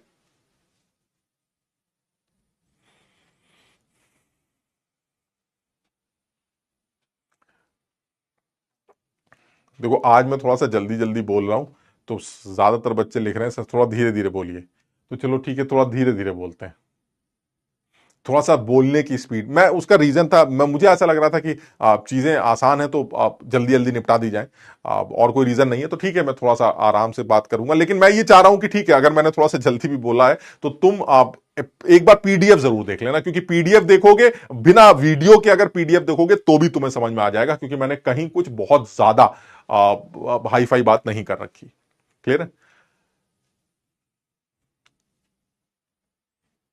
ठीक है, तो अब सीधा सा मतलब ज्यादा मुश्किल नहीं है, लेकिन हो सकता है कुछ लोगों को लग रहा हो अब जैसे मैं यही वाली बात बार बार बोल रहा हूं डी जीरो नहीं होगा या डी जीरो होगा, अब तो ये बात कई बार कर चुका हूं, है ना, ये बात कई बार कर चुका हूं, तो इसलिए मुझे लगता है कि बहुत तसल्ली से समझाना कि देखो अब रियल गैस नहीं आइडियल गैस है। आइडियल गैस में मॉलिक्यूल्स के बीच में तो बातचीत होती ही नहीं है, तो जो भी आप हीट, अगर वो आइसोथर्मल प्रोसेस है तो ऐसे में इंटरनल एनर्जी चेंज तो जीरो हो जाएगा, इसमें दिमाग लगाने की जरूरत ही नहीं। अब अगर वो आइडियल गैस नहीं है या फेस ट्रांसफॉर्मेशन इन्वॉल्व हो रहा है तो ऐसे में टेंपरेचर भले ही चेंज ना हो लेकिन हीट तो दी जाती है। जो भी आप हीट दे रहे हैं वो हीट मॉलिक्यूलर इंटरेक्शंस को चेंज करेगी, भले ही टेंपरेचर चेंज ना कर रही हो। तो ये बात हम पहले भी कर चुके हैं, बहरहाल जो भी है चलिए आगे बढ़ते हैं। तो अब हम रिवर्सिबल आइसोथर्मल एक्सपेंशन की बात कर रहे हैं, तो चलिए रिवर्सिबल आइसोथर्मल प्रोसेस की बात करते हैं। क्या है ये रिवर्सिबल आइसोथर्मल प्रोसेस? तो देखिए ऐसा है, एक गैस लेते हैं और इस गैसियस सिस्टम को मैंने एक पिस्टन के अंदर बंद कर रखा है। चलिए ठीक है, ये गैस ले लेते हैं, पिस्टन ये ले लेते हैं, और इस पिस्टन के ऊपर मान लीजिए मैंने बहुत सारे पेपर्स रख दिए, बहुत सारे इसके ऊपर, या सैंड मिट्टी डाल दी, या बहुत सारे पेपर्स रख दिए, यानी रिम रख दिया जिसमें हजारों करोड़ों पेपर्स रखे हैं, खूब सारे पतले पतले पतले पेपर्स, सिर्फ समझाने के लिए बोल रहा हूं। ठीक, अच्छा अब जरा समझना इस बात को। अब ये जो सिस्टम है इस टाइम रेस्ट में, अगर ये सिस्टम रेस्ट में तो इसका मतलब ये हुआ कि जो बाहर का प्रेशर है और जो अंदर का प्रेशर है वो same. This is P external and this is P internal, that is pressure of the gas. ठीक है, अब इस सिस्टम को मुझे अब एक्सपैंड कराना है। तो अगर आप इस सिस्टम को एक्सपैंड करा रहे हैं, तो कल भी हमारी बात हुई थी लास्ट क्लास में भी कि आप इसको एक्सपैंड कराने के मेरे पास बहुत सारे तरीके हैं, तो मैं दो इंडिविजुअल तरीकों की बात कर रहा हूं। एक तरीका यह कि मैं एक एक करके पेपर गिराता जाऊंगा और धीरे धीरे ये पिस्टन ऊपर उठता चला जाएगा, क्योंकि जैसे जैसे मैं पेपर गिराऊंगा वैसे वैसे बाहर का जो प्रेशर है, जो गैस को ऊपर उठने से रोक रहा था, अपोज कर रहा था, वो बाहर का प्रेशर कम होता चला जाएगा, जिसकी वजह से गैस धीरे धीरे धीरे धीरे धीरे धीरे पिस्टन को ऊपर उठाती जाएगी। दूसरा तरीका जो मुझे समझ में आता है वो ये कि भाई ये भी काम कर सकते हैं कि ये काम आप थोड़ा सा जल्दी कर लीजिए। बात समझ रहे हैं? या तो आप इनफाइनाइट स्टेप्स में इस पिस्टन को V1 से V2 लेके जाइए, यानी आप जो एक्सपेंशन की बात कर रहे हैं, ये एक्सपेंशन आप V1 से जो V2 ले जाने की बात कर रहे हैं, ये V1 से V2 ले जाने, जिसमें V2 बड़ा, मतलब अगर आप एक्सपेंशन की बात कर रहे हैं तो V2 is greater than V1। यानी इस केस में जिसमें आप बात कर रहे हैं वो ये है कि आप इस गैस के पिस्टन को ऊपर उठाना चाहते हैं। तो ये काम करने के लिए आपके पास बहुत सारे तरीके हैं। मैं स्पेसिफिकली उनको दो तरीकों में बांटता हूं। पहला, ये काम इनफाइनाइट स्टेप्स में किया जा सकता है और ये काम फाइनाइट स्टेप्स में किया जा सकता है। अगर ये काम इनफाइनाइट स्टेप्स में किया जा रहा है तो that is an irreversible, sorry, that should be an reversible process. हमने लास्ट क्लास में बात की थी। रिवर्सिबल प्रोसेस एक ऐसा प्रोसेस है जो इनफाइनाइटेसिमली स्मॉल फोर्सेस के थ्रू आगे बढ़ता है, अपोजिंग फोर्सेस के थ्रू आगे बढ़ता है, जिसके इनफाइनाइट स्टेप्स होते हैं और वो हर स्टेप एक इक्विलिब्रियम स्टेप होता है, हर स्टेप एक थर्मोडायनामिक इक्विलिब्रियम बनाता है। आप चाहे मटेरियल इक्विलिब्रियम की बात करें, चाहे टेंपरेचर इक्विलिब्रियम की बात करें, चाहे प्रेशर इक्विलिब्रियम की बात करें, हर स्टेप एक थर्मोडायनामिक इक्विलिब्रियम मेंटेन करता है। ठीक, तो इसका मतलब यह हुआ कि अगर मैं इस पिस्टन को V1 से V2 ले जाना चाहता हूं, suppose this is my V1, और मैं इसको एक्सपैंड करके मान लीजिए यहां तक लेके जाना चाहता हूं, यानी पिस्टन मेरा यहां तक आ जाए, तो ऐसे में आपको धीरे धीरे करके कागज गिराने पड़ते हैं। तो जब आप धीरे धीरे करके कागज गिराते हैं तो यह प्रोसेस एक रिवर्सिबल प्रोसेस अज्यूम करा जाता है। यहां तक सब लोगों को याद है? ठीक, तो एक काम करते हैं सर, आप बताइए वर्क डन आप कैसे निकालेंगे। तो बहुत आसान है, मैं इसमें से एक कागज गिरा दूंगा। तो जैसे ही मैं इसमें से एक कागज गिराऊंगा तो अब होगा क्या, जैसे ही एक कागज आप इसमें से कम करेंगे तो अब बाहर का जो प्रेशर है वो थोड़ा सा कम हो जाएगा। आप समझ रहे हैं? बाहर का प्रेशर थोड़ा सा कम हो जाएगा। अब बाहर का प्रेशर कितना होगा? अभी तो ये P एक्सटर्नल है जो कि P गैस के बराबर, ठीक, लेकिन यानी यहां पर जो अब तक समझ में आ रहा है वो ये है कि जो हमारा P एक्सटर्नल है it is equal to P gas. ठीक है, बिल्कुल सही है सर, हम आपकी बात से एग्री करते हैं। ये सिचुएशन, जैसे ही आप बाहर से एक कागज गिराएंगे तो होगा ये कि सर जैसे आप बाहर से एक कागज गिराएंगे तो अब ये पिस्टन थोड़ा सा ऊपर उठेगा। ये सिर्फ तुम्हें दिखाने के लिए दिखाया जा रहा है, ऐसे ये पिस्टन अब थोड़ा सा ऊपर आएगा। क्यों? क्योंकि बाहर से जो कागज आपने गिराया उसकी वजह से बाहर का जो प्रेशर है वो P एक्सटर्नल माइनस DP हो जाएगा। बताओ मेरी बात सब लोग समझे? जैसे ही आप एक पेपर गिराएंगे बाहर का प्रेशर कितना हो जाएगा? P external minus DP। अंदर का प्रेशर अब भी क्या है? P gas. तो इसका मतलब ये हुआ सर, अंदर वाले को ये लगेगा कि ऊपर जरा सी प्रेशर की कमी हुई है, और अगर ऊपर जरा से प्रेशर की कमी हुई है तो ये वाला प्रेशर क्योंकि अब ज्यादा है तो वो उस पिस्टन को थोड़ा सा ऊपर उठा लेगा। मान लेते हैं पिस्टन के वॉल्यूम में ये छोटा सा चेंज देखने को मिल रहा है जिसको आप डीवी कहना है। मान लीजिए ये छोटा सा चेंज देखने को मिल रहा है पिस्टन के ऊपर उठने से, डीवी, यानी जो वर्क हो रहा है वो किस प्रेशर के अगेंस्ट हो रहा है। चलिए कैलकुलेट करते हैं। तो सर ये गैस ऊपर उठ रही है, हमने पढ़ा था DW की value minus P external DV से निकाली जाती है। चलिए ये मेरा जनरल फॉर्मूला है। अब आप मुझे सोच के बताइए what is external pressure. Gas किस प्रेशर के अगेंस्ट वर्क कर रही है? सर गैस जो वर्क कर रही है वो P एक्सटर्नल माइनस DP के अगेंस्ट वर्क कर रही है, क्योंकि जैसे ही आप एक कागज गिराएंगे बाहर का प्रेशर अब P एक्सटर्नल माइनस DP हो चुका होगा और गैस जो भी वर्क करेगी वो इस प्रेशर के अगेंस्ट करेगी। यानी एक्चुअली मेरा जो एक्सटर्नल प्रेशर है वो है P एक्सटर्नल माइनस DP। जरा समझना, and this is DV। Sir जो मुझे वर्क डन समझ में आ रहा है वो वर्क डन ये निकल के आ रहा है। बताओ यहां तक समझे? सर इसको थोड़ा सा समझदारी से लिखे तो it will B minus of P external DV plus DP DV। Sir जो बात समझ में आती है वो ये है कि DP DV की जो वैल्यू है इट शुड बी 0, क्योंकि DP और DV वैसे ही बहुत छोटे नंबर्स हैं, इनको मल्टीप्लाई करने से सर इनको खत्म कर दीजिए। अब जो मुझे समझ में आ रहा है वो ये कि जो भी वर्क डन निकल के आएगा वो आएगा माइनस P एक्सटर्नल DV। बताओ यहां तक समझ में आया? यानी कहने का मतलब ये हुआ ये वाला तो मेरा एक जनरल फॉर्मूला है जो मैंने याद कर रखा था कि जब भी कभी वर्क डन निकालना हो इसको यूज करेंगे। लेकिन ये एक्सटर्नल प्रेशर क्या था? तो यहां पर जो एक्सटर्नल प्रेशर है वो एक्सटर्नल प्रेशर एक्चुअली कितना है? वो ये, this is my external pressure, this is the external pressure against which gas performs work. समझिए, यानी ये वो एक्सटर्नल प्रेशर है जिसके अगेंस्ट गैस वर्क कर रही है। हां, डीपीडीवी इतना छोटा नंबर है कि इसको आप हटा सकते हैं, यानी कहने का मतलब ये हुआ सर ये वो वर्क डन है जो हमें दिखाई देगा। अच्छा, अब वर्क डन होगा कितना? सर कुछ नहीं है, इसको इंटीग्रेट कर लेते हैं। अब इसमें जो समझ में आता है वो ये कि जो भी वर्क डन आपने निकाला है that DV W it is minus P external DV. और अभी आप बता रहे थे कि जो P एक्सटर्नल है वो P गैस के बराबर है, बिल्कुल सही है। P गैस की जो वैल्यू है वो nRT बाय V से निकाली जा सकती है, बिल्कुल सही है। इसको इंटीग्रेट किया जाए तो आपको W यानी वर्क डन मिल जाएगा किस प्रोसेस का? रिवर्सिबल प्रोसेस का। एंड दिस इज V1 से V2 का integration which is minus nRT ln V2 बाई V1। यानी अगर आप ध्यान से देखें तो जो भी गैस रिवर्सिबल वर्क डन कर रही है, रिवर्सिबल प्रोसेस में वर्क डन कर रही है, उसकी value minus nRT ln V2 बाई V1 से कैलकुलेट की जा रही। समझिए, मतलब कोई मुश्किल डेरिवेशन नहीं है। अगर आप सब लोग समझेंगे तो बहुत सीधा सीधा डेरिवेशन किया जा रहा है। क्या किया है मैंने? सबसे पहले गैस के ऊपर, इस गैस के ऊपर पिस्टन रखा, पिस्टन के ऊपर आपने बहुत सारे पेपर रख दिए। अब आप एक पेपर गिराएंगे तो जैसे आप पेपर गिराएंगे तो बाहर का जो प्रेशर है वो पी एक्सटर्नल माइनस डीपी हो जाए। अब जैसे प्रेशर कम होगा तो गैस वर्क करेगी। अब जो गैस वर्क कर रही है वो किस प्रेशर के अगेंस्ट कर रही है? पी एक्सटर्नल माइनस डीपी के अगेंस्ट वर्क कर रही। तो अगर वो पी एक्सटर्नल माइनस डीपी के अगेंस्ट वर्क कर रही है तो मैं एक्सटर्नल प्रेशर की जगह क्या रख सकता हूं? पी एक्सटर्नल माइनस डीपी, जिसके अगेंस्ट गैस वर्क कर रही है। डीपीडीवी हटा देते हैं तो अल्टीमेटली क्या बचा? P external DV. और आप पहले ही बता चुके हैं पी एक्सटर्नल किसके बराबर होता है रिवर्सिबल प्रोसेस में? पी गैस के बराबर। तो आपने पी एक्सटर्नल की जगह पी गैस रख दिया। तो मैंने यहां पी एक्सटर्नल की जगह पी गैस रख दिया। और हम सब जानते हैं आइडियल गैस के लिए P gas nRT by V से कैलकुलेट किया जाता है। तो ये जो डेरिवेशन हुआ है ये रिवर्सिबल वर्क डन का, इसको किसी और फॉर्म में भी लिख सकते हैं। आप चाहें तो इसको लिख सकते हैं W रिवर्सिबल वर्क डन जो आपने निकाला है it is equal to minus nRT ln, हम जानते हैं आइसोथर्मल प्रोसेस में P1 V1 is equal to P2 V2 होता है। तो इससे आप V2 बाई V1 की जगह अब P1 बाई P2 भी डाल सकते हैं। तो it will B ln P1 by P2। ये भी एक फॉर्मूला निकाल सकते हैं। इसी तरह से चाहें तो ln की जगह log भी याद कर सकते हैं। तो चलिए वो log वाला भी याद कर लेते हैं। W reversible is equal to minus 2.303 nRT log V2 बाई V1 या फिर P1 बाई P2। आप चाहें तो ये फॉर्मूला भी याद कर सकते हैं। और ये फॉर्मूला फिजिक्स में बाकायदा डिराइव करके दिखाया जाता है। और मुझे लगता है सारे सवाल इसी फॉर्मूले से ही कैलकुलेट किए जाते हैं, क्योंकि उनको रिवर्सिबल प्रोसेस से ही काम।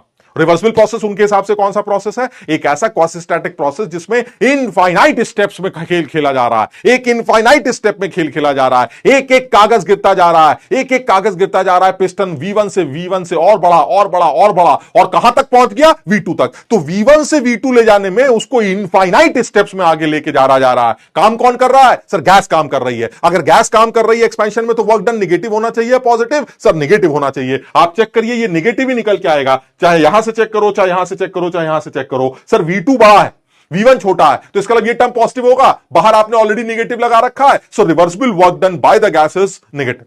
Work done by the gas is negative. Clear?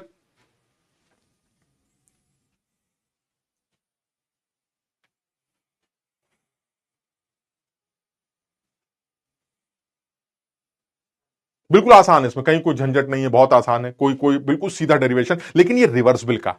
और इतना ही आइसोथर्मल में फिजिक्स डिस्कस करती है। और डिस्कस करके फिर फिजिक्स वाले इसके ऊपर सवाल वाल करा के चीजों को आगे बढ़ाते हैं। हम इतना ही नहीं करेंगे, हम इसमें एक स्टेप और आगे बढ़ते हैं। वो क्या है? अगर यही पिस्टन V1 से V2 झटके से जाता तो क्या होता? तो वर्क डन कैसे निकालते? तो मैं तुम्हें बताऊंगा फिजिक्स में और यहां पर अंतर क्या आ रहा है। यही सेम फॉर्मूला फिजिक्स वाले डिराइव करते हैं। वो किस तरह से डिराइव करते हैं? वो कहते हैं बाहर क्या हो रहा है मुझे इससे मतलब नहीं है, वर्क कौन कर रहा है? वर्क गैस का प्रेशर कर रहा है। ठीक है, तो गैस का प्रेशर अगर वर्क करेगा डीवी डिस्प्लेसमेंट की वजह से, तो P gas into DV is the work done. और वो पी गैस की वैल्यू फिर से nRT बाई V रखकर वो यही फॉर्मूला डिराइव करके निकाल लेते हैं, क्योंकि वो वर्क करते हैं उस फोर्स से जो फोर्स वर्क कर रहा है।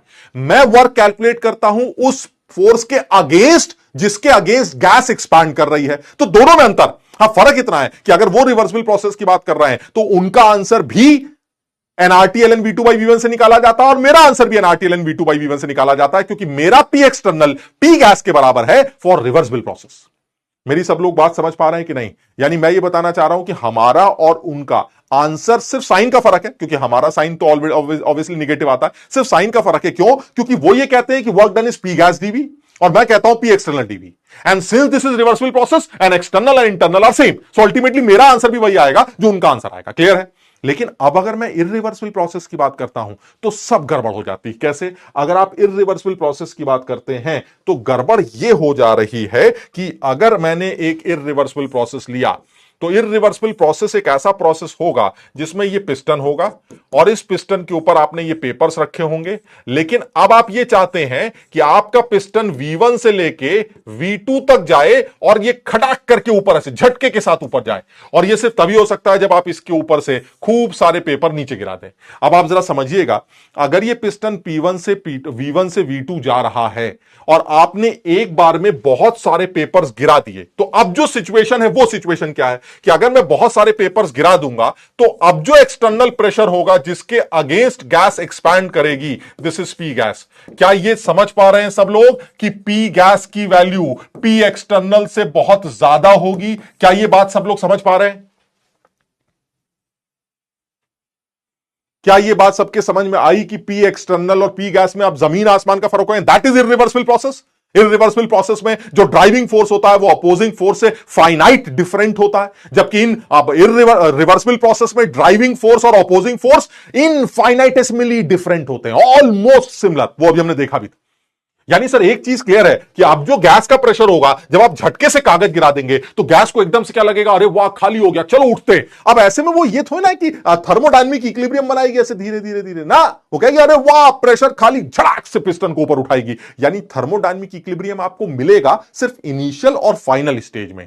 अगर वो गैस मल्टीपल स्टेप्स में आ रही है तो आपको बीच के स्टेप्स में भी थर्मोडायनामिक इक्विलिब्रियम मिल सकता है। लेकिन अगर आप इनफाइनाइट स्टेप्स में आ रहे हैं, उस केस में आपको हर स्टेप पर थर्मोडायनामिक इक्विलिब्रियम मिलेगा, क्योंकि वो एक रिवर्सिबल प्रोसेस होगा। क्लियर है? यानी अब वो ये कहना चाह रहा है कि गैस का जो प्रेशर है वो एक्सटर्नल प्रेशर से बहुत ज्यादा है। लेकिन क्या ये लिखने में कोई गलती है कि एक्सटर्नल प्रेशर जो है वो कांस्टेंट है? जरा मुझे सोच के बताना भाई, क्या ये गलत लगता है कि एक्सटर्नल प्रेशर कांस्टेंट है? जबकि इससे पहले वाले केस में क्या था सर? इससे पहले वाले केस में बिल्कुल साफ मेंशन कर लीजिए, आप डब्बे के अंदर चाहे तो इसको बंद कर लीजिए, external pressure is not constant, P external variable. बताओ मेरी बात समझ रहे हो कि नहीं? रिवर्सिबल प्रोसेस में पी एक्सटर्नल हमारा वेरिएबल होता है, रिवर्सिबल प्रोसेस में पी एक्सटर्नल हमारा वेरिएबल होता है और हर स्टेप पर ऑलमोस्ट गैस के प्रेशर के बराबर होता है। क्या मेरी ये बात सबके समझ में आई? क्योंकि मैं ये चाह रहा हूं, इस बात पर मैं एक छोटा सा पोल जरूर करूंगा। पी एक्सटर्नल जो होगा रिवर्सिबल प्रोसेस में वो वेरिएबल वैल्यू है, क्योंकि आप एक एक कागज गिरा रहे हैं, लगातार एक्सटर्नल प्रेशर चेंज हो रहा है जिसके अगेंस्ट गैस वर्क कर रही है, लेकिन वो हर स्टेप पर किसके बराबर है सर? वो गैस के प्रेशर के बराबर। मैं जल्दी से बताओ ये बात समझ में आ रही है कि नहीं?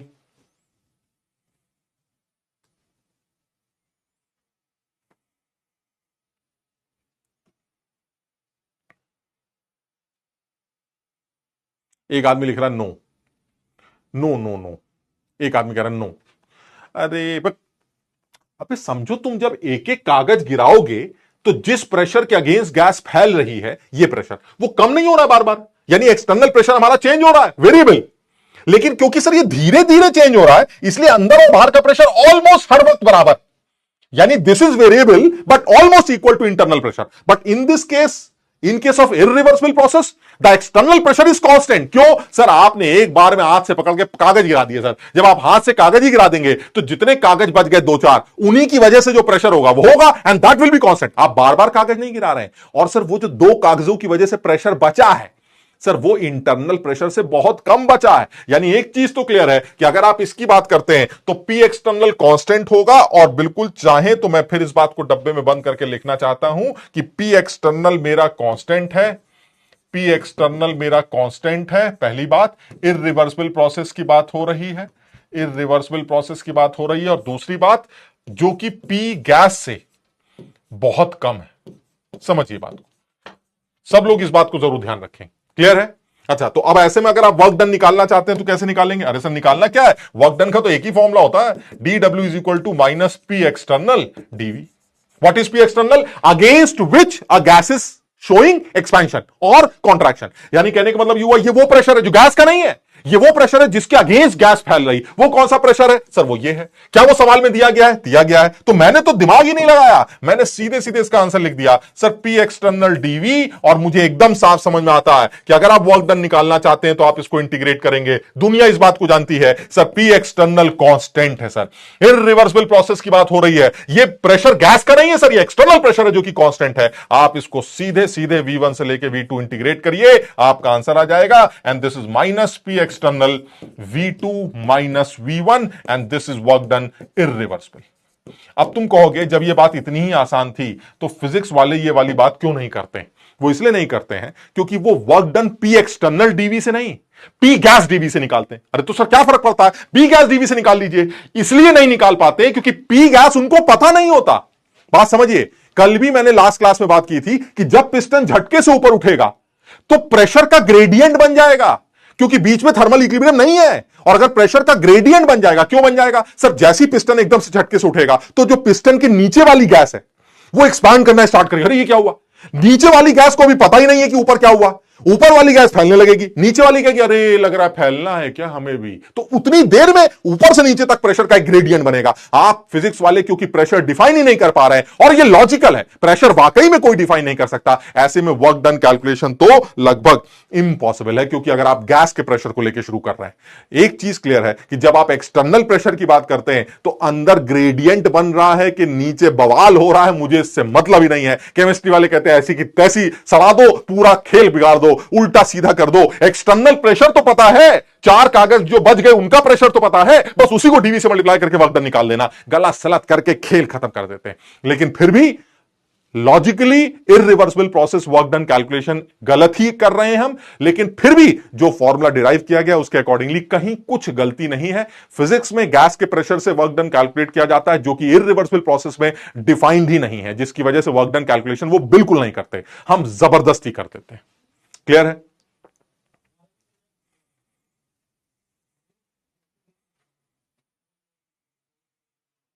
सब लोग समझो बात को, यानी बहुत आसान सी। हाँ, अब इसको फिजिक्स ओपी डीपी सीपी जो तुम्हें लिखना लिख सकते हो, जैसे तुम्हारा मन करे, बट लॉजिक तो केमिस्ट्री की बात में भी है, इसमें कोई शक नहीं। अदरवाइज ये बिल्कुल नहीं पढ़ाया जाता होता। ये पढ़ाया इसलिए जाता है क्योंकि हमारे पास जब सवाल आते हैं हम कभी कभी यही नहीं पहचान पाते हैं कि प्रोसेस रिवर्सिबल है कि इररिवर्सिबल। इसलिए मैंने बहुत जोर लगा के इस बात को मेंशन किया है। कभी यह पूछा जाए कि वर्क डन कैलकुलेट करो एक कांस्टेंट प्रेशर 2 एटीएम के अगेंस्ट, तो क्लियर है कि रिवर्सिबल प्रोसेस। अगर वो कहता है वर्क डन कैलकुलेट करो एक वेरिएबल प्रेशर के अगेंस्ट जो कि इंटरनल प्रेशर के बराबर है, तो वो रिवर्सिबल प्रोसेस, यानी डायरेक्टली कई बार रिवर्सिबल इररिवर्सिबल वर्ड यूज नहीं होता, तो ऐसे में हमें ध्यान रखना पड़ता है। क्लास ये समझ में आया भाई? सब लोग को समझ में आ रहा है ना? तो ये थोड़ा सा डिफरेंस है, बाकी वर्क डन का साइन है, बाकी कोई झंझट ही नहीं है। तो ठीक है सर, क्या फर्क पड़ रहा है सर? ये सीधा सा ही तो फॉर्मूला है। आप V1 से V2 ही तो जा रहे थे। लीजिए सर V1 V2 रखिए, ऊपर बताइए चार कागजों का प्रेशर कितना है। वो चार कागजों का प्रेशर जो कि कांस्टेंट है वो यहां पुट कर देंगे, आंसर आ जाएगा। सर आप इररिवर्सिबल के लिए कहेंगे वो भी निकाल लेंगे, रिवर्सिबल के लिए कहेंगे वो भी निकाल लेंगे। गलत सही छोड़िए सर, वो बात की बात, हमें क्या लेना देना गलत सही से। क्लियर है? हाँ, ये मैं बताना चाह रहा था कि फिजिक्स में क्या लिमिटेशंस हैं। वो लिमिटेशन सिर्फ इतनी है, अंदर का प्रेशर ही फोर्स है जो वर्क करने में यूज हो रहा है। यही तुम मेरे ख्याल से फिजिक्स में पढ़ते भी हो, फोर्स इंटू डिस्प्लेसमेंट। ठीक, अब वो फोर्स अगर पता हो तब तो डिस्प्लेसमेंट से मल्टीप्लाई किया जाएगा। फोर्स ही नहीं पता है तो क्या करेंगे आप? तो इसलिए वो कहते हैं भाई हमारे पास क्या नहीं है, ये बेकार। हम क्या करते हैं, ऐसी तैसी फोर्स डिस्प्लेसमेंट की, जिसके अगेंस्ट वर्क कर रहा है वो बताओ, वो तो फिक्स है, वो हमें पता है, तो हम अपना खेल उसी से चला के काम कर लेते हैं। क्लियर है? सबको ये बात समझ में आ गई? एक सवाल ले लेते हैं फिर। ये इररिवर्सिबल प्रोसेस का वर्क डन है, मैं चाहूं तो यहां पर ये लिख सकता हूं, this is W irreversible expansion की बात हो रही है, तो this is minus P external V2 minus V1 जो कि सीधा फॉर्मूला होगा। आप बहुत आसान है। अब जो भी वर्क डन हो रहा है वो गैस कर रही है, और मैं तुम्हें बताऊं कि अगर आप एक्सपेंशन कर रहे हैं तो गैस वर्क कर रही है। Reversible work done irreversible work done से ज्यादा, यानी यहां पर इस बात को भी मेंशन किया जा सकता है, work done reversible is greater than work done irreversible. समझिए बहुत ज्यादा इंपॉर्टेंट है। सारी बात इंपॉर्टेंट है इसमें, एक एक अल्फा, एक एक वर्ड इंपॉर्टेंट है। वर्क डन भी इंपॉर्टेंट है और रिवर्सिबल भी इंपॉर्टेंट है। वर्क डन भी इंपॉर्टेंट है, इरिवर्सिबल भी इंपॉर्टेंट है। यानी जब वर्क डन गैस करती है रिवर्सिबल प्रोसेस में, यानी work done by the gas, work done by the gas, work done by gas, work done by gas. तो जब गैस वर्क डन करती है तो ऐसे में reversible work done irreversible work done से ज्यादा होता है। क्यों कह रहा हूं मैं ऐसा? क्योंकि तुमने भी बताया था जब गैस वर्क करती है तो एक एक्सटर्नल प्रेशर के अगेंस्ट करती है। एक केस में एक्सटर्नल प्रेशर इंटरनल प्रेशर के बराबर था और एक केस में एक्सटर्नल प्रेशर इंटरनल प्रेशर से बहुत कम था। अरे तो फिर सोचना क्या है, जहां इंटरनल एक्सटर्नल प्रेशर बराबर थे वहां वर्क डन ज्यादा करना पड़ेगा और जहां एक्सटर्नल प्रेशर इंटरनल से बहुत कम था वहां वर्क कम करना पड़ेगा। सो दैट मींस इस केस में वर्क डन ज्यादा करेगी गैस और इस केस में गैस कम वर्क करेगी। क्यों? क्योंकि यहां पर external pressure almost internal pressure के बराबर था जिसके अगेंस्ट गैस काम कर रही, और यहां पर जो एक्सटर्नल प्रेशर था वो इंटरनल प्रेशर से काफी कम था जिसके अगेंस्ट गैस काम कर रही है। तो ऑब्वियसली यहां कम काम करेगी, यहां ज्यादा काम करेगी। लेकिन जब आप गैस पर काम करेंगे तो जस्ट उल्टा हो जाएगा। आप समझ रहे हैं? This is by the gas. If it is on the gas then irreversible work done more than reversible work done. बात समझ रहे हो कि नहीं मेरी बात को? यानी रिवर्सिबल वर्क डन की बात करते हैं, अगर gas reversible work done follow कर रही है या gas irreversible work done follow कर रही है तो रिवर्सिबल ज्यादा करेगी, इरिवर्सिबल वर्क डन कम होगा।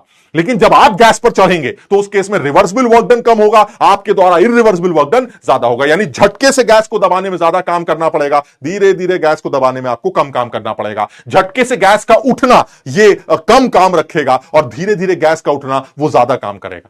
क्लियर है ये वाली बात सबको? सबको ये बात समझ में आई?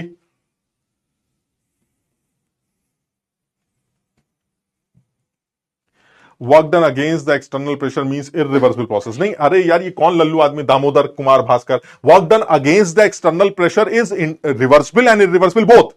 सिर्फ फर्क इतना है, if that external pressure is constant and that is much less than internal pressure, that is pressure of the gas, irreversible. And if that external pressure is almost equal to internal pressure, that is pressure of the gas, is reversible process. Clear है? Sir मैं क्या आपको copy कर सकता हूं? क्या sir मैं क्या आपको कॉपी कर सकता हूं? तुम जिसको चाहो उसको कॉपी कर सकते हो बेटा। क्लियर है? तो सब लोगों को ये वाली बात समझ में आ गई? सबको समझ में आ गया? तो आज इतना ही करेंगे।